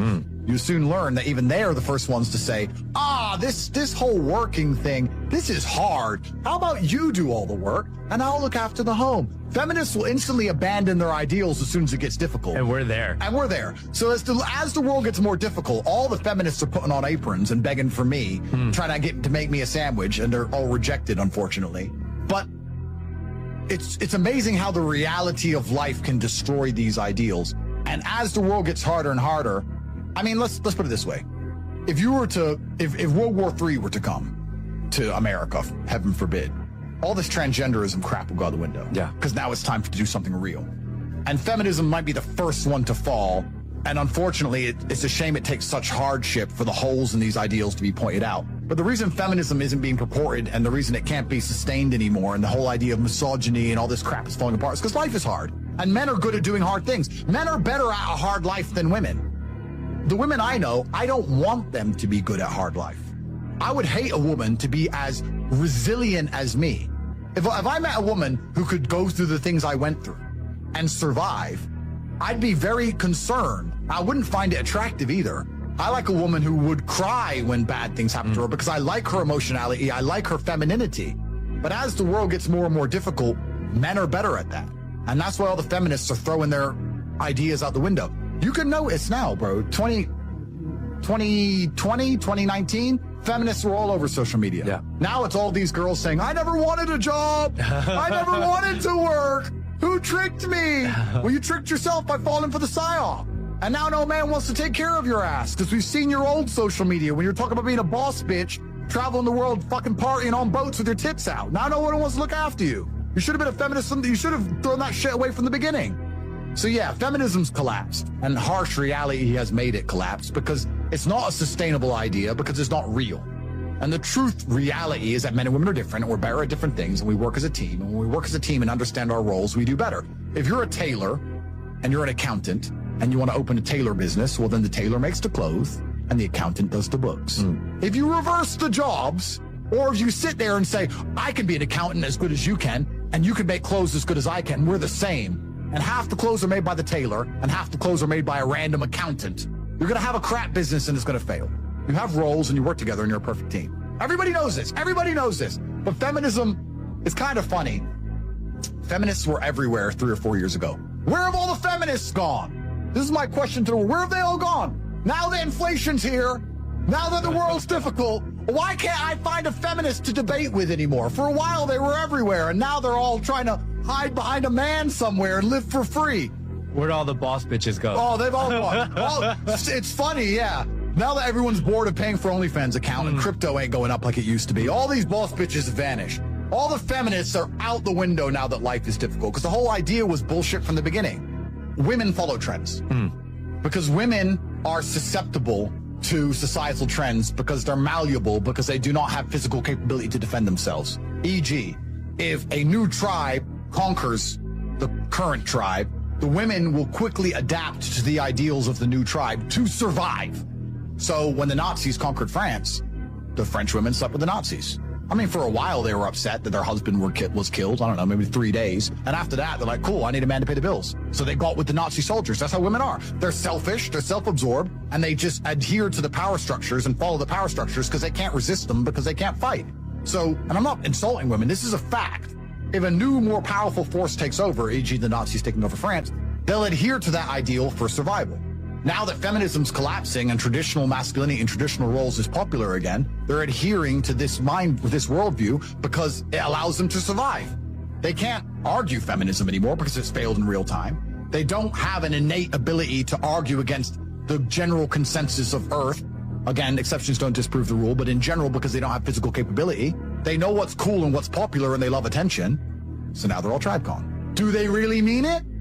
I don't know. Now it's the cool thing to say. When feminism was cool, I said the same things. Now that masculinity is cool, I'm saying the same things. If feminism becomes cool again, I will say the same things. But I'm Andrew Tate. I'm the top G. I fear nobody. Put me in jail. I don't care. By myself, sitting there with the cockroaches, just me and Tristan smoking cigarettes. I'm fearless. Doesn't matter to me. These chicks who are TribeCon now, will they flip when the game flips? It's amazing that they're saying these things. It's amazing that we've changed the culture. I believe I was part of that. Trump was part of that. You saying the right thing's part of that. What is cool now wasn't cool 3 years ago. Things are changing. I'm not complaining that they're making this content. I'm glad they are. My question is, how true are their core beliefs? And then you go deeper down the rabbit hole into the semi-misogyny area where people are going to have a panic attack. How true is any woman's core belief when she can't defend the belief? You go deeper down the rabbit hole, you understand. If you're not prepared to defend an idea, you don't hold an idea. If you're not prepared to stand up to people who disagree with you and defend it vigorously, then you've never held it in the first place. If you can't defend it, it's not yours. So a lot of women, when they're challenged openly because they fear societal pressure, they feel being ostracized, they feel being criticized, they don't want to be insecure, they fear these things, and because they're not brave enough to deal with the consequences of holding a controversial idea, no woman's going to jail for her idea. I did. Name a chick who's going to go sit with the cockroaches for 93 days in a Romanian dungeon for her idea on YouTube.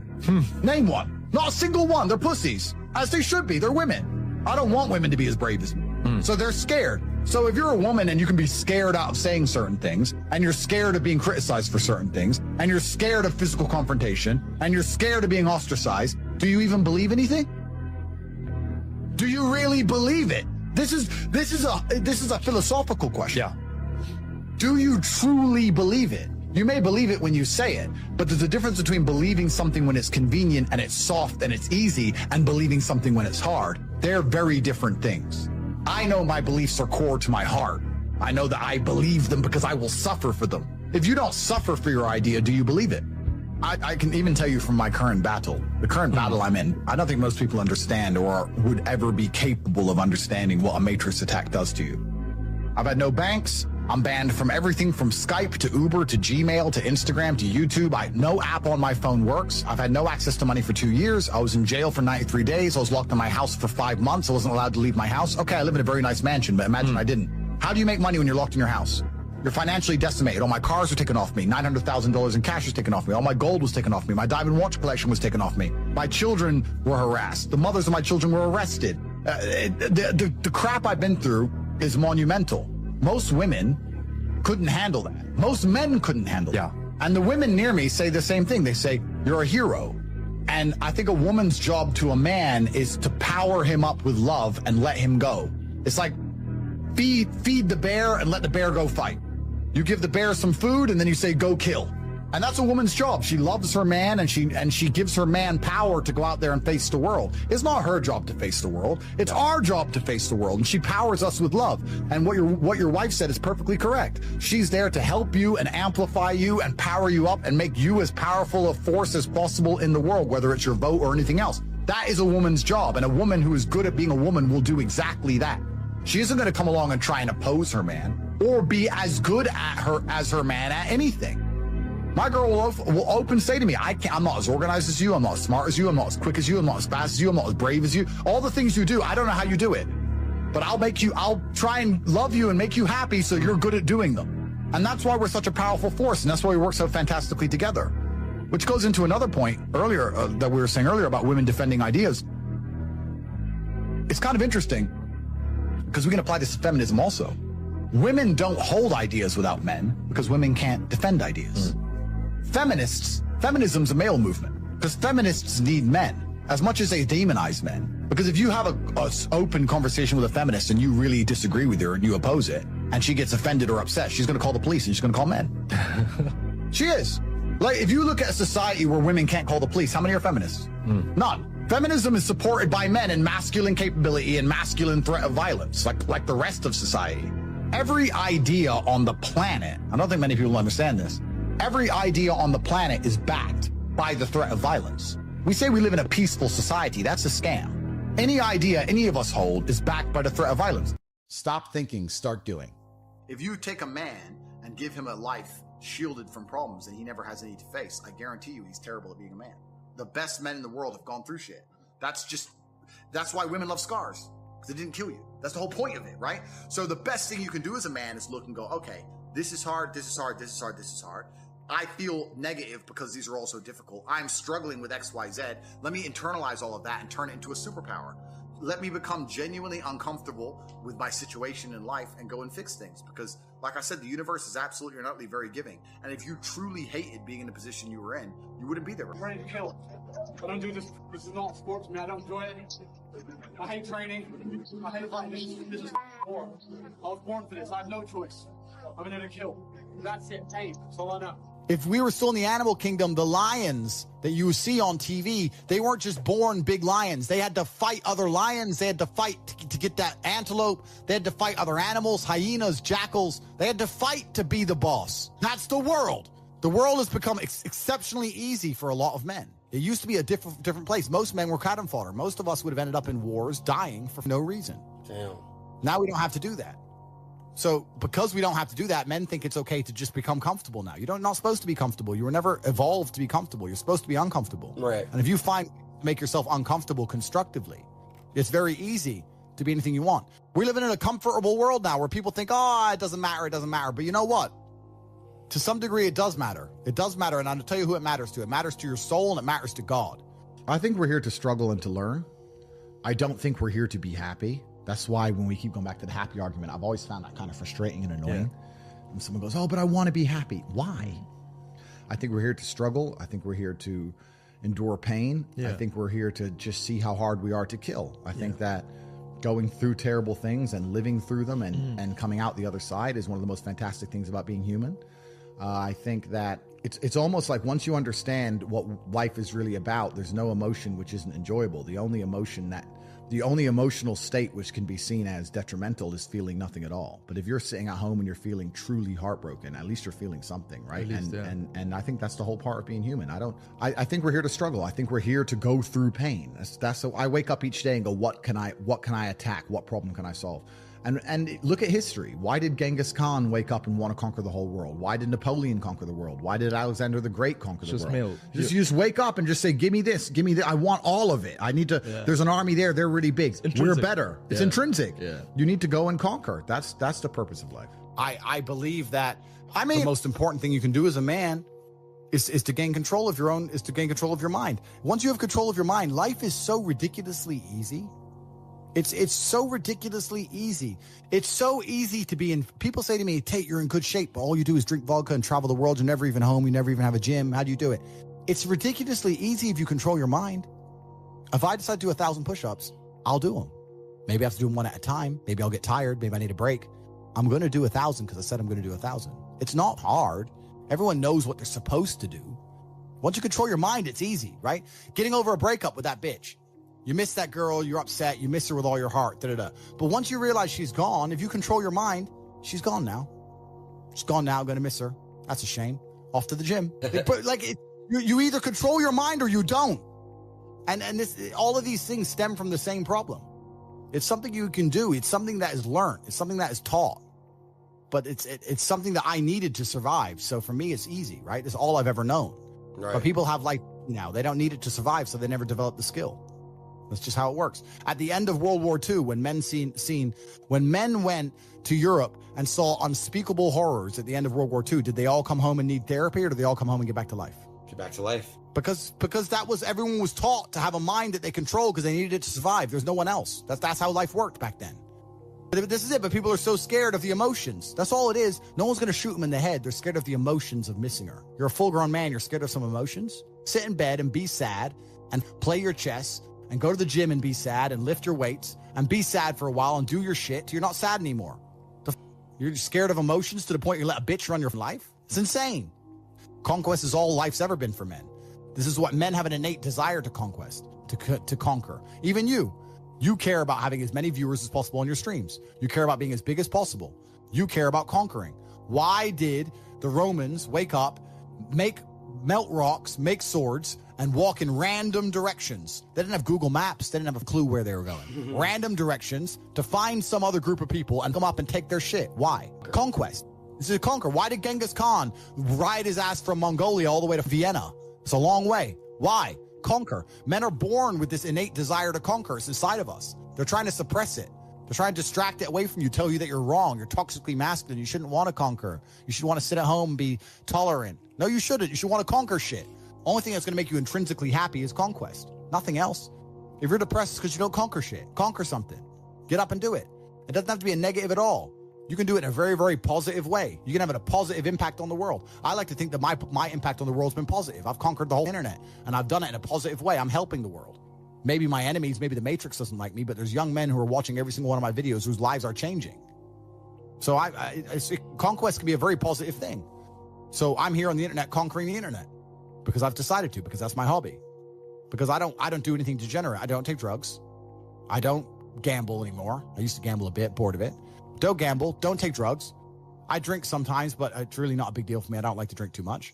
Pussy's great, but how much of it do you really need? I have enough. So what else is there to do? Drive cars and conquer the internet. There's nothing else to do. That's it. So my organization, the War Room, is already, I would vouch, as one of the top 5 most important and powerful organizations on the planet. Within 10 years, we will be the most powerful organization on the planet. I can't even tell you here in public that you will not believe the influence we have. You will not believe the organizations we have infiltrated. You would not believe it if I told you.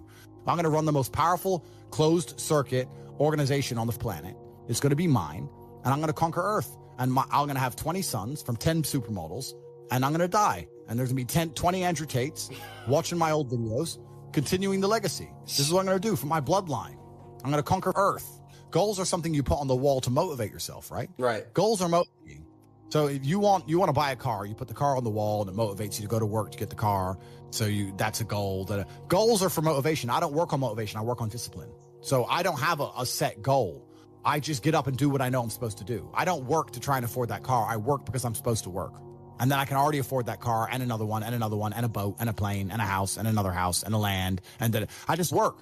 I do my work. That is my duty as a man, is my duty to God. I train in the gym. It is my duty to God. I do my duties to God. I fulfill my duty. I'm an old school gentleman of honor and respect. I do what I'm supposed to do. I don't have any particular set goals. Anything I decide to do or want to do, I can do instantly. And if I can't do it instantly, I can do it pretty quickly. I don't need goals in that old traditional sense. I do what I'm supposed to do. Wow. It's not a matter of how I feel or how I'm motivated. If I was depressed, it's impossible, but if I was depressed, my life would be, and the day-to-day activities would be exactly the same as if I was ecstatically happy. You wouldn't be able to see a difference. I'd be up at the same time. I'd be in the gym the same. I'd be doing the same shit. Those are my duties my duties to God. How I feel has nothing to do with it. Completely unrelated. How I feel is unrelated to my duties to God. They don't change based on how I feel. They're the same. And they will be completed because I refuse to fail God or my bloodline. That's amazing. I'm telling you, there's how many people in this stream? 188,000, 168,000, whatever. You could take 150,000 of these people and travel back in time and stand them in front of their ancestors. And their ancestors who fought saber-toothed tigers or escaped the Mongol hordes or managed to dodge bombs in the Second World War. All the shit they went through just for this cretin to be born. And to look at him, look at who he is, listen to his life story, listen to what he does on a day-to-day basis, and they would feel nothing but shame. Your ancestors did all that shit, all that struggling to survive, hunting and gathering, avoiding enemies, anything it took, dying at age 30 from a tooth infection, all the crap they went through just for you to be born so you could smoke weed and jack off. That's what your ancestors died for. That's what they worked so hard for. That's who you are. That's the end of your bloodline. Do you feel no shame? It's shameful. My ancestors will look at me and think everything we went through was worth it. Your ancestors will look at most of these people, their ancestors look at them and feel nothing but disgust. It's true. It's disgusting. And they should look in the mirror, look deep in their own eyes and say, yes, I'm disgusting. I can change this. That's the beauty about being a man. If you're disgusting, you can change it. That's the beauty. There's nothing stopping you changing it. You're right. But you must accept it. You must accept it first. Most of these people, what they do is they hang around with other disgusting people, and then they're a little group of disgusting people, and they think, well, I'm not disgusting. Everyone's disgusting, and this is normal, and it's normal to be a jerk off. Not in my world, it isn't. This is when I was making jokes earlier about predators and prey. In my world, I'm in a world of predators. It's not normal to be a jerk off in my world. As good as I am, I still push myself to the limit every single day. I have every single thing a man could possibly want. I'm still pushing myself. This is your prerogative as a man. But you need to be instilled with a sense of duty to your bloodline. You must want it. You need to want it deep inside your soul. I can't die as anything less than emperor. It's my destiny. What do you think is the hardest challenge for the average man? That's a good question. It's a really good question. I think that a lot of people don't understand that it's all of the challenges and struggles that's going to make them, it's either going to make or break them. I don't read studies very often, but I was sent a study about stress from somebody. It's probably the best study I ever read. And it's talked about the placebo effect of stress. And it said that they took some of the most stressed people in the world, CEOs, etc. And the ones who believed that stress was really bad for them were dying earlier because of the cortisol inside of their blood. And they said stress is really bad for them, they're having heart attacks. But the ones who believed that stress was good for them and it made them perform, I perform under pressure, stress is good for me, they were living longer. So the same drug inside of their blood, how they framed it inside of their mind had different effects on their body. So from that point onwards, even though I already thought this way, I knew I was the right way. I knew it was the right way to think innately because I've done pretty good in life that way. But this confirmed it. Every time I feel stressed or under pressure, I get excited. I hate to not be stressed. I wake up and I'm like, everything's good. Yes. Like that's just how I am, right? But it's how you adopt, it's how you look at the problems and how you use them to fuel you. So the question was, what's the problem for the average man today? What's the biggest problem? I think there's a whole host of problems. But what you have to do is frame it inside of your mind and understand that all of those problems are going to allow you, give you the fuel, the unlimited motivation that you need to become a successful and beautiful individual if you frame it in the right way. If you take a man and give him a life shielded from problems and he never has any to face, I guarantee you he's terrible at being a man. The best men in the world have gone through shit. That's why women love scars, because it didn't kill you. That's the whole point of it, right? So the best thing you can do as a man is look and go, okay, this is hard, this is hard, this is hard, this is hard. I feel negative because these are all so difficult. I'm struggling with X, Y, Z. Let me internalize all of that and turn it into a superpower. Let me become genuinely uncomfortable with my situation in life and go and fix things. Because like I said, the universe is absolutely and utterly very giving. And if you truly hated being in the position you were in, you wouldn't be there. Well, emotions are feedback. The idea that men don't feel emotions is incorrect. We feel emotions. I would actually argue we feel emotions with certain emotions stronger than women. I would argue that we feel heartbreak stronger than women. I would argue we feel anger like a woman could never understand. I would argue we are extremely emotional. Rage, pure rage. It's feedback. So when you get the feedback, it's all about how you internalize it and how you process it, right? It's having, stoicism's not feeling emotions. It's feeling the emotion and going, okay, why is this happening? How much does this really matter? What's the most intelligent move on the chessboard? I'm not even that good at chess, right? My father was a grandmaster. I'm like 1800 Euro. I'm okay. I was a child chess prodigy, but I stopped playing chess professionally when I was like 8. So I'm as good now as I was. In fact, I'm worse now than when I was 8. Because I've never taken any lessons or anything properly since. Because my mother and father broke up.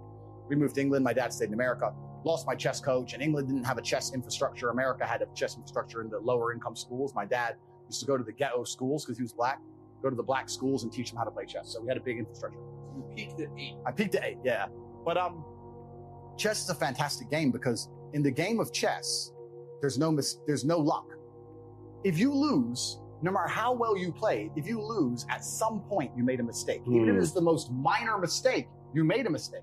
So you learn to understand that no matter what happens to you, if you lose a scenario, you made a mistake. Maybe it's a tiny one. Maybe it was 2 years ago, whatever, but you made a mistake and you learn absolute and utter accountability for yourself. And that mentality is extremely powerful to apply to all things in life. The position I'm in now as the most hated man in the world, although I agree and I truly believe it's unfair, I still take complete responsibility for. I'm not going to sit here and say, I'm telling you why it happened when I talk about TikTok and YouTube shorts, but I'm not going to blame them. Absolutely. They're a company making money and they're monetizing the best they can. Fantastic. All of this is my fault. But the Bugatti on my drive is my fault. And the yacht is my fault. The private jet's my fault. So it's all my fault. So I take the good with the bad. I take all responsibility for absolutely everything, including if a woman leaves me, if a woman stays, if I end up heartbroken, if I end up filled with rage, I take responsibility for that. If something happens to me that makes me enraged, I will take responsibility. Why has this happened to me? Why do I feel this way? How did I end up in this position? Is this healthy in this scenario? And sometimes it is. I've had scenarios in my life where I was prepared to die to protect somebody else, and I was enraged, and it was healthy. I've also had times where I'm in a room by myself, enraged, sitting there going, this is no good for anybody. I need to just calm them down. So emotions are feedback, but stoicism is the ability to process them. And that's what you need to learn as a man. You're never going to be able to turn them off. You're going to feel them. You have to learn how to process them and turn them into a positive. It's energy. It's unlimited energy. I say this all the time. I say that the biggest periods of transformation in my life is when everything was going wrong. When my life was going good, I'm not a hedonistic person. I don't do drugs. I don't gamble. I don't do prostitutes. I don't do anything that hedonistic. But I'll certainly go on the yacht with a bunch of women I know and chill and have some vodkas and that kind of thing. When life's smooth, then it's semi-hedonistic, pretty relaxed. But when I make my biggest progress, when I really change who I am and change the world, that's when when things go wrong, or I'm feeling things I don't want to feel, or bad things are happening, that's when I'm like, okay, I currently cannot sleep. I've completed the day's tasks. I've tried to go to bed. I can't sleep. More shit has to be done. That's when the amazing things happen in my life. When I was heartbroken, when I was whatever, everyone's been heartbroken. I can't remember a specific example. I hit the gym harder, right? If something goes wrong with your payment processor, that's when you get inventive. That's business, right? That's when you get inventive. So all the bad things that happen to you as a man, if you're stoic, you get to take unlimited energy. Heartbreak is unlimited energy. So is depression. So is rage. So is sadness. All these negative emotions they tell you to collapse behind. It's like people talk like Bruce Lee says, be like water. And people see that as be fluid and just go with the flow. I disagree. If you're like water, you're necessary for life. You are scary when you're enraged. You're powerful. You're beautiful when you're calm. You're so many things when you're like water, right? So if I'm enraged, it's like water behind a dam. You just got to put the dam in place, and you got to get the turbo, the hydroelectrics put in. Don't tsunami your life. Put the energy somewhere. And this is the most beautiful thing about it, because people message me all the time like, oh, but Tate, you don't know how sad I feel. No, incorrect. I know exactly how sad you feel. Difference is I used it.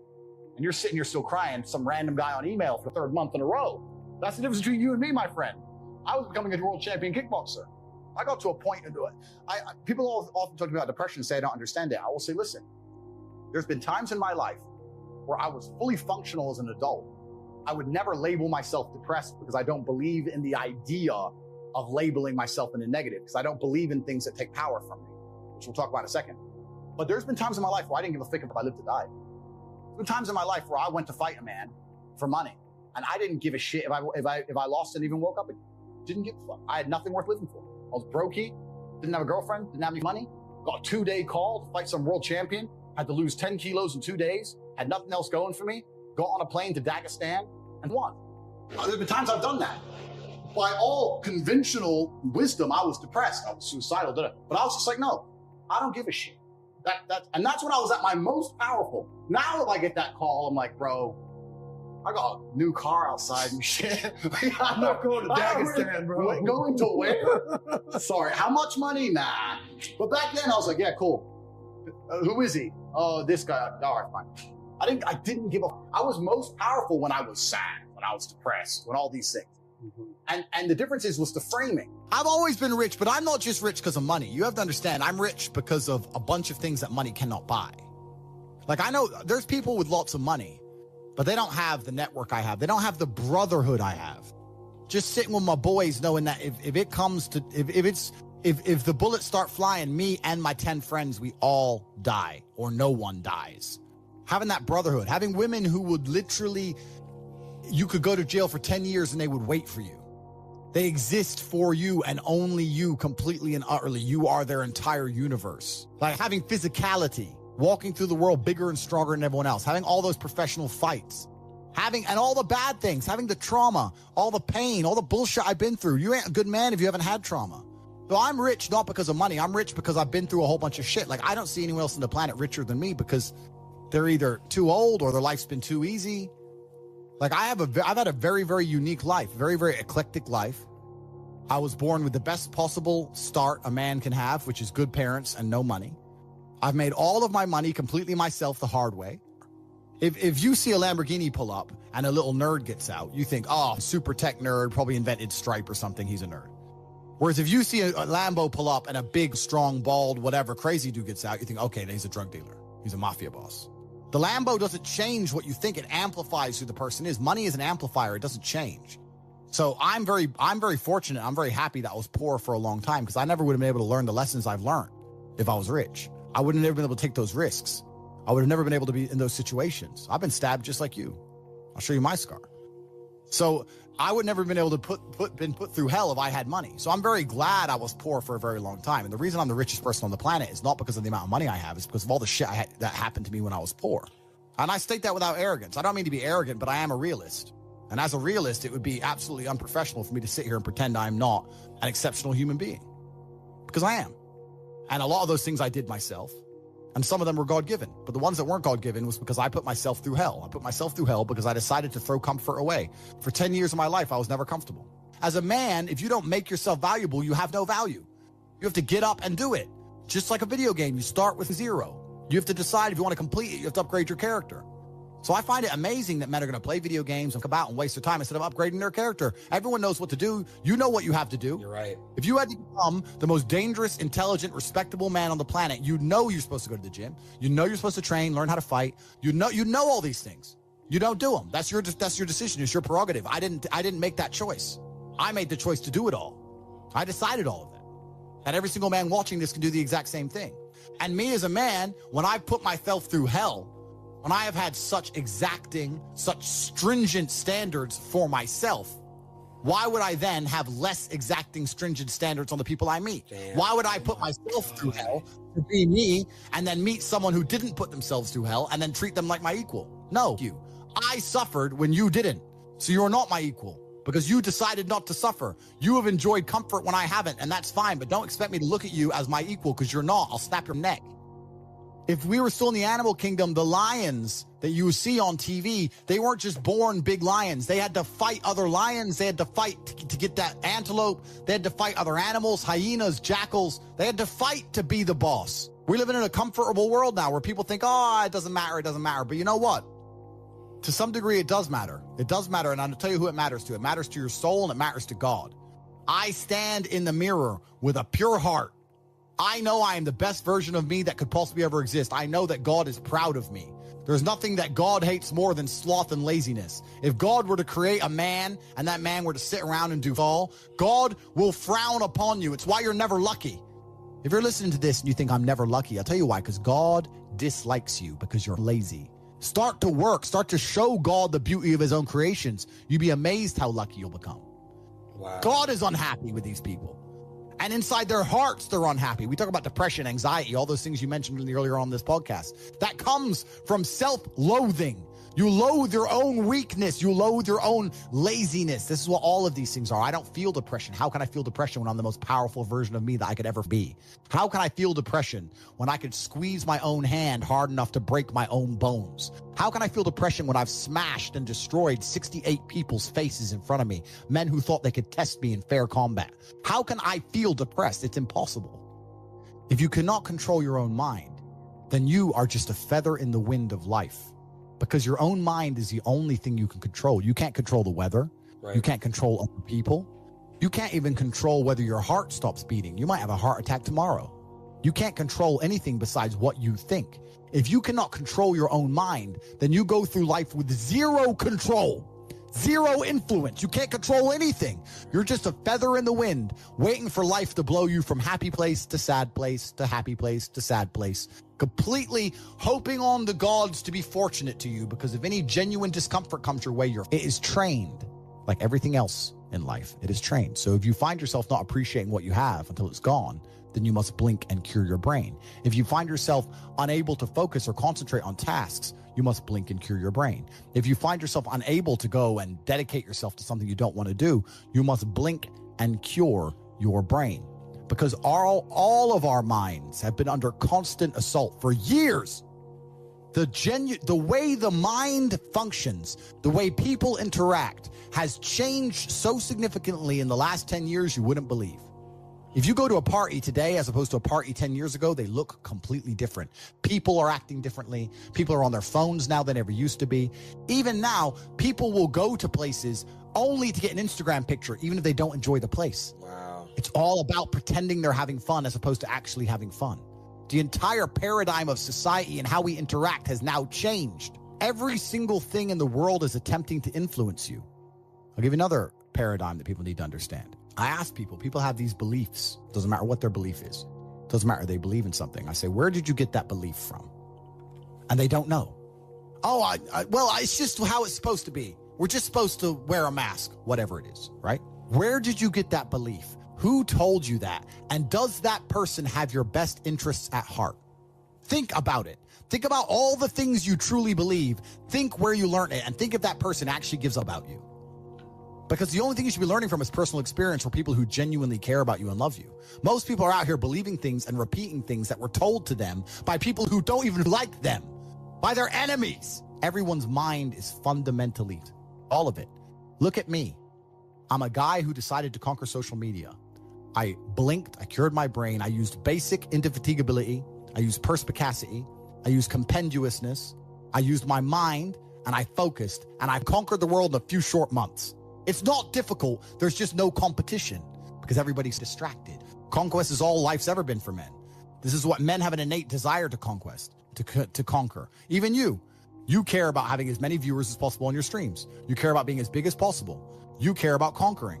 Why did the Romans wake up, melt rocks, make swords, and walk in random directions? They didn't have Google Maps. They didn't have a clue where they were going. Random directions to find some other group of people and come up and take their shit. Why? Conquest. This is a conquer. Why did Genghis Khan ride his ass from Mongolia all the way to Vienna? It's a long way. Why? Conquer. Men are born with this innate desire to conquer. It's inside of us. They're trying to suppress it.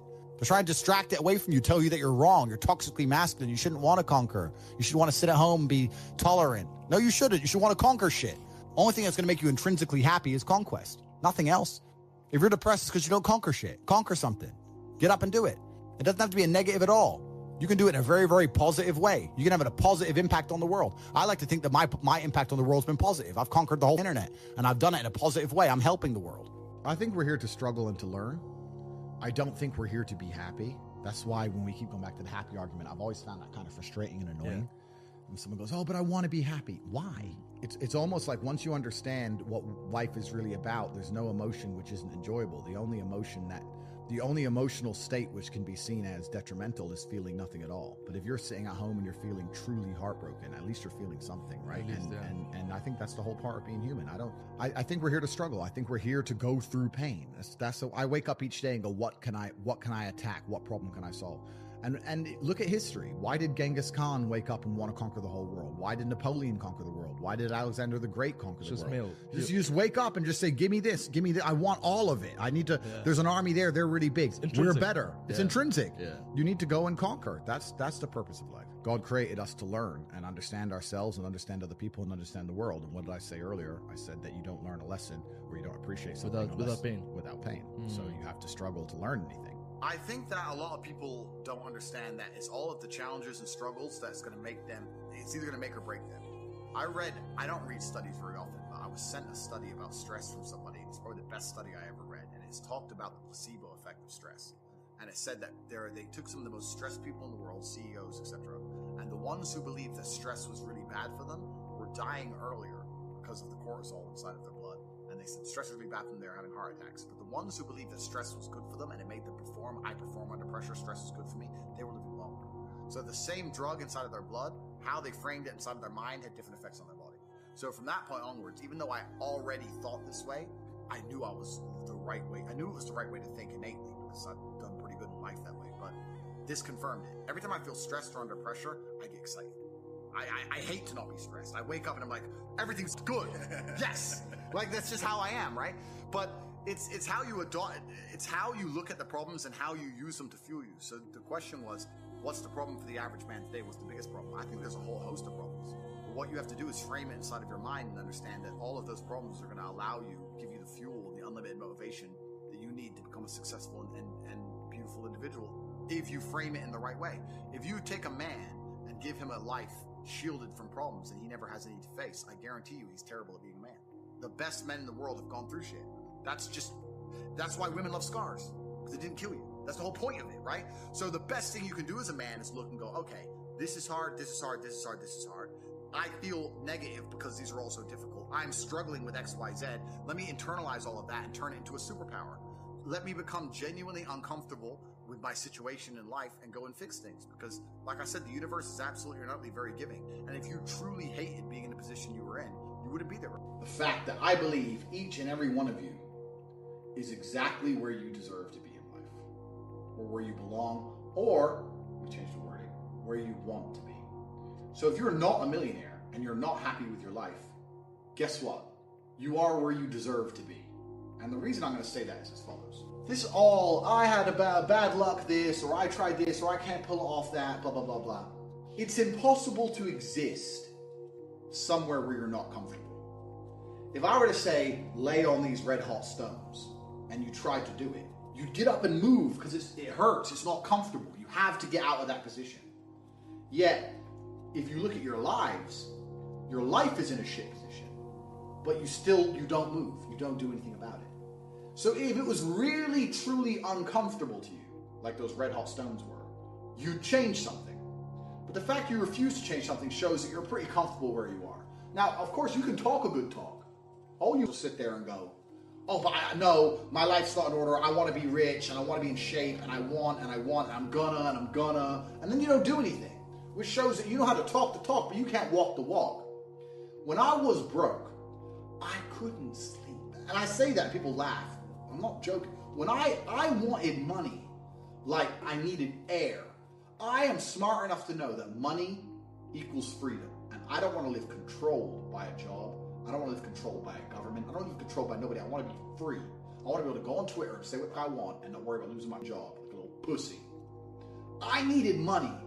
And I used to sit there and just literally with my hands in my head, and people were like, what's wrong with you? I was like, I need money. I want money today. I would have been one of them cats that robbed a bank. If I didn't find money, by the time I was 40, I would have walked in there with a shotgun. I'm not gonna live broke. Get rich or die trying. I understand that completely. But you're just sitting there going, oh, well, yeah, I really want to be a millionaire. And then just go to sleep. Oh, get my pillow, I'm tired. You are not uncomfortable in your position. Same thing with physical fitness. You're a fat. Oh, yeah, I really need to lose weight. I know I'm going to lose weight. Why are you fat then? Getting fat does not happen slowly. Getting fat does not happen quickly. It's a slow process. You didn't notice across a year, every time you looked in the mirror, your eyes were closed. You knew what was happening. And you were comfortable being fat, because if you weren't comfortable, you would do something about it. I talk to people with their lives rolled up, and they're like, well, my life's rolled up. And I'm like, yeah, well, of course it is, because you're happy for your life to be up. Even if you're not happy, even if you're uncomfortable, you're not uncomfortable enough to change it. If you were genuinely unhappy about your position, you would not be coming to me for motivation. If you were genuinely pissed off about your situation, you would not need me to motivate you. You would motivate yourself, and you would do something to change it yourself, but you don't, which says a lot. So this whole motivational shit is all garbage. All you are exactly where you belong. I'm where I belong, the top of the mountain, with a Lambo, Bentley, Aston, 5 houses, 6 million in liquid cash, and 20 girlfriends. This is where I belong, because I refuse to stay anywhere else. 17-year-old Andrew, what would you tell yourself? I think Justin actually nailed it. He did. No, you nailed it. Do hard things. Names a single attribute for masculinity which is going to come from a place other than trauma or pain. I talk about this all the time. People say I've had a traumatic life. I say, well, then you're very, very fortunate. You had a traumatic life. Now, you may have misused that trauma. You may have misplaced it. You may have accepted the matrix telling you that you now have an excuse to fail, as opposed to using it to grow. But every single man of value went through trauma, and they went through pain. It's going to be painful to get strong, painful to get rich, painful to become important. It's going to be painful to become good with women. Your heart's going to get broken a bunch of times. You have to be prepared for the pain. If you're not ready for pain, you're never going to be anything that matters. So Justin just absolutely and utterly nailed it. My kickboxing coach used to say to me, I used to come in the gym, say, what do you hate the most? And I said, I hate running.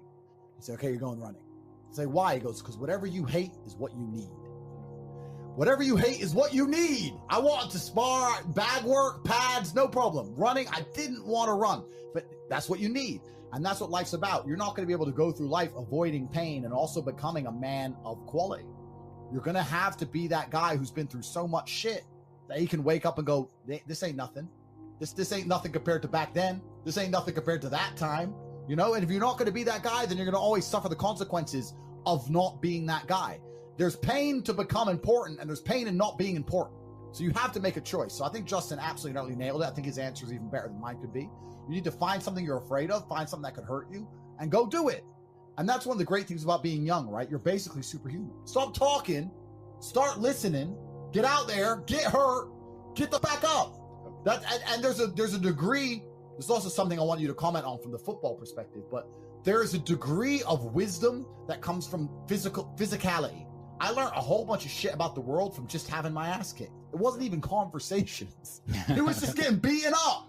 And you learn about the world from I write tweets and people are like, that's so wise. Where'd you learn that? I was like, oh, kicked in the face. That's how. I would say the number one thing that will tell me how successful a person will be, especially as a man, is their stress tolerance.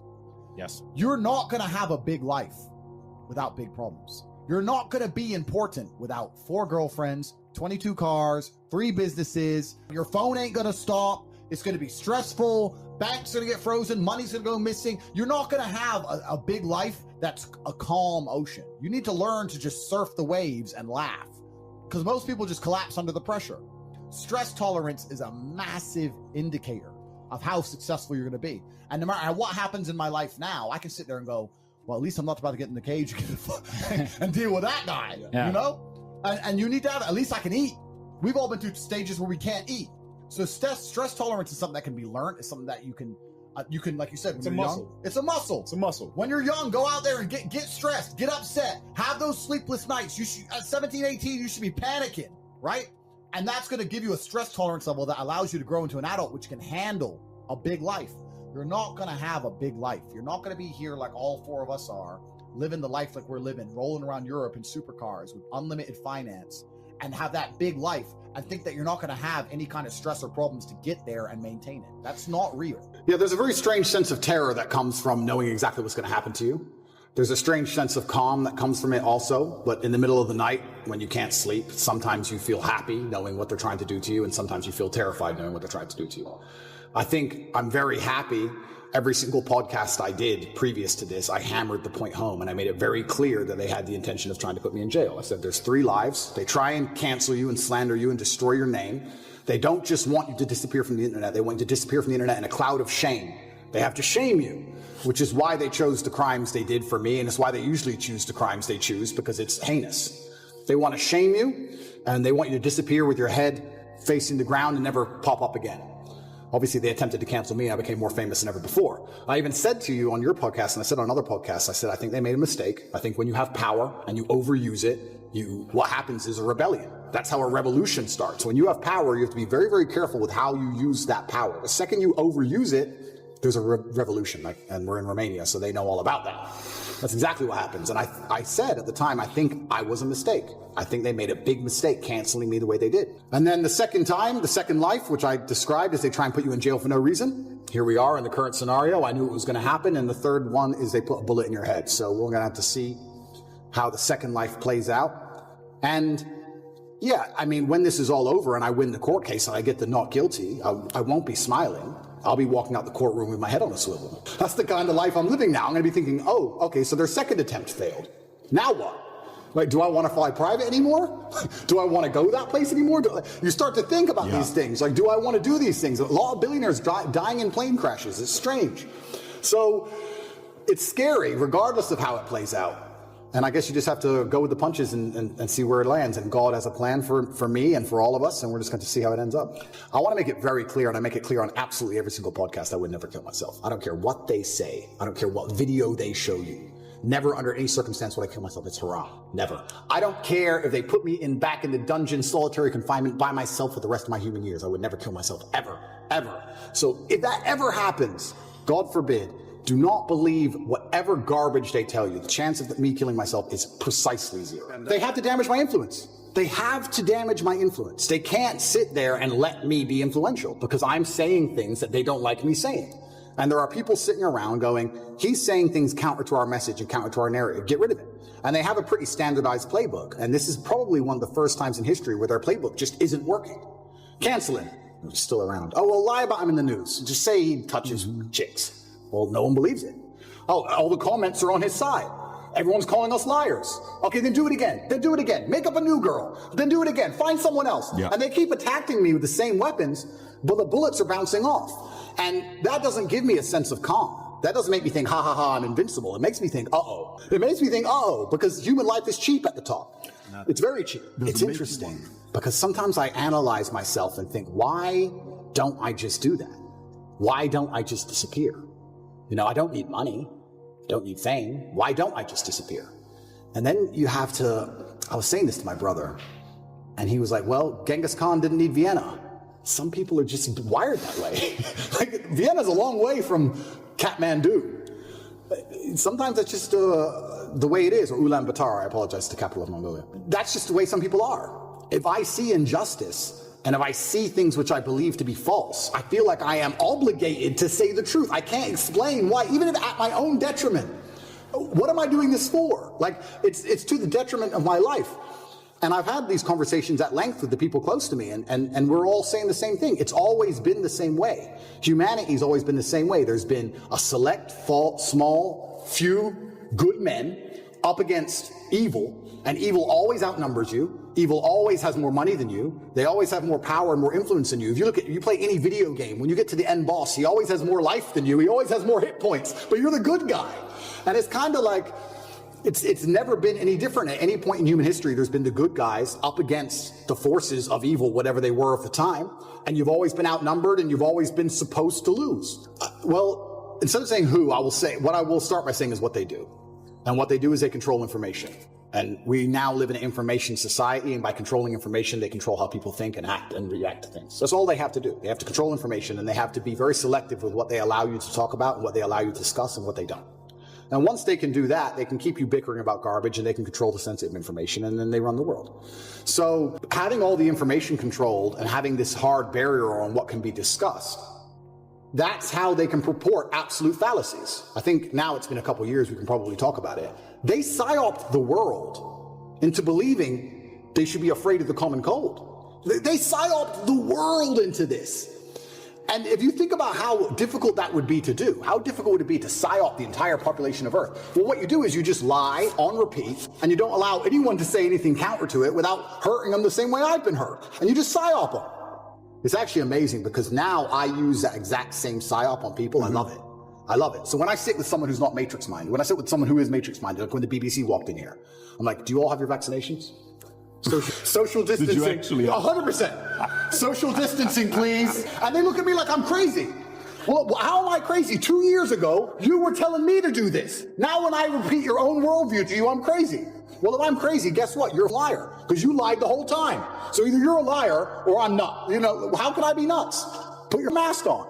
If I ever talk to any of these clowns again, they're going to be fully masked up. And I refuse. I don't care if you've had 2 booster jabs. No, I want all 6. All 6 injections. I want paperwork. Or get fucked. You're not coming in the house. Get fucked. I'm scared of COVID. It's dangerous. I believe the mainstream media. I'm scared. This word you keep using, PSYOP, I've never heard this word. It's short for psychological operations? Correct. Break that down. What exactly is a PSYOP? Yeah, a PSYOP is the matrix as a whole. It's like psychological operations are constant. They constantly decide how they want you to think and what they can do to make you believe that, right? There's a whole bunch of them they do. But it starts with tolerance. That's what I don't like about this whole guise of tolerance. It's not that I'm an intolerant person. It's not that I'm a bad person. It's not that I want to hurt other people. But when they keep pushing tolerance, what they're trying to say is have no standards or barriers or parameters for anything. That's what they want. You have to be tolerant.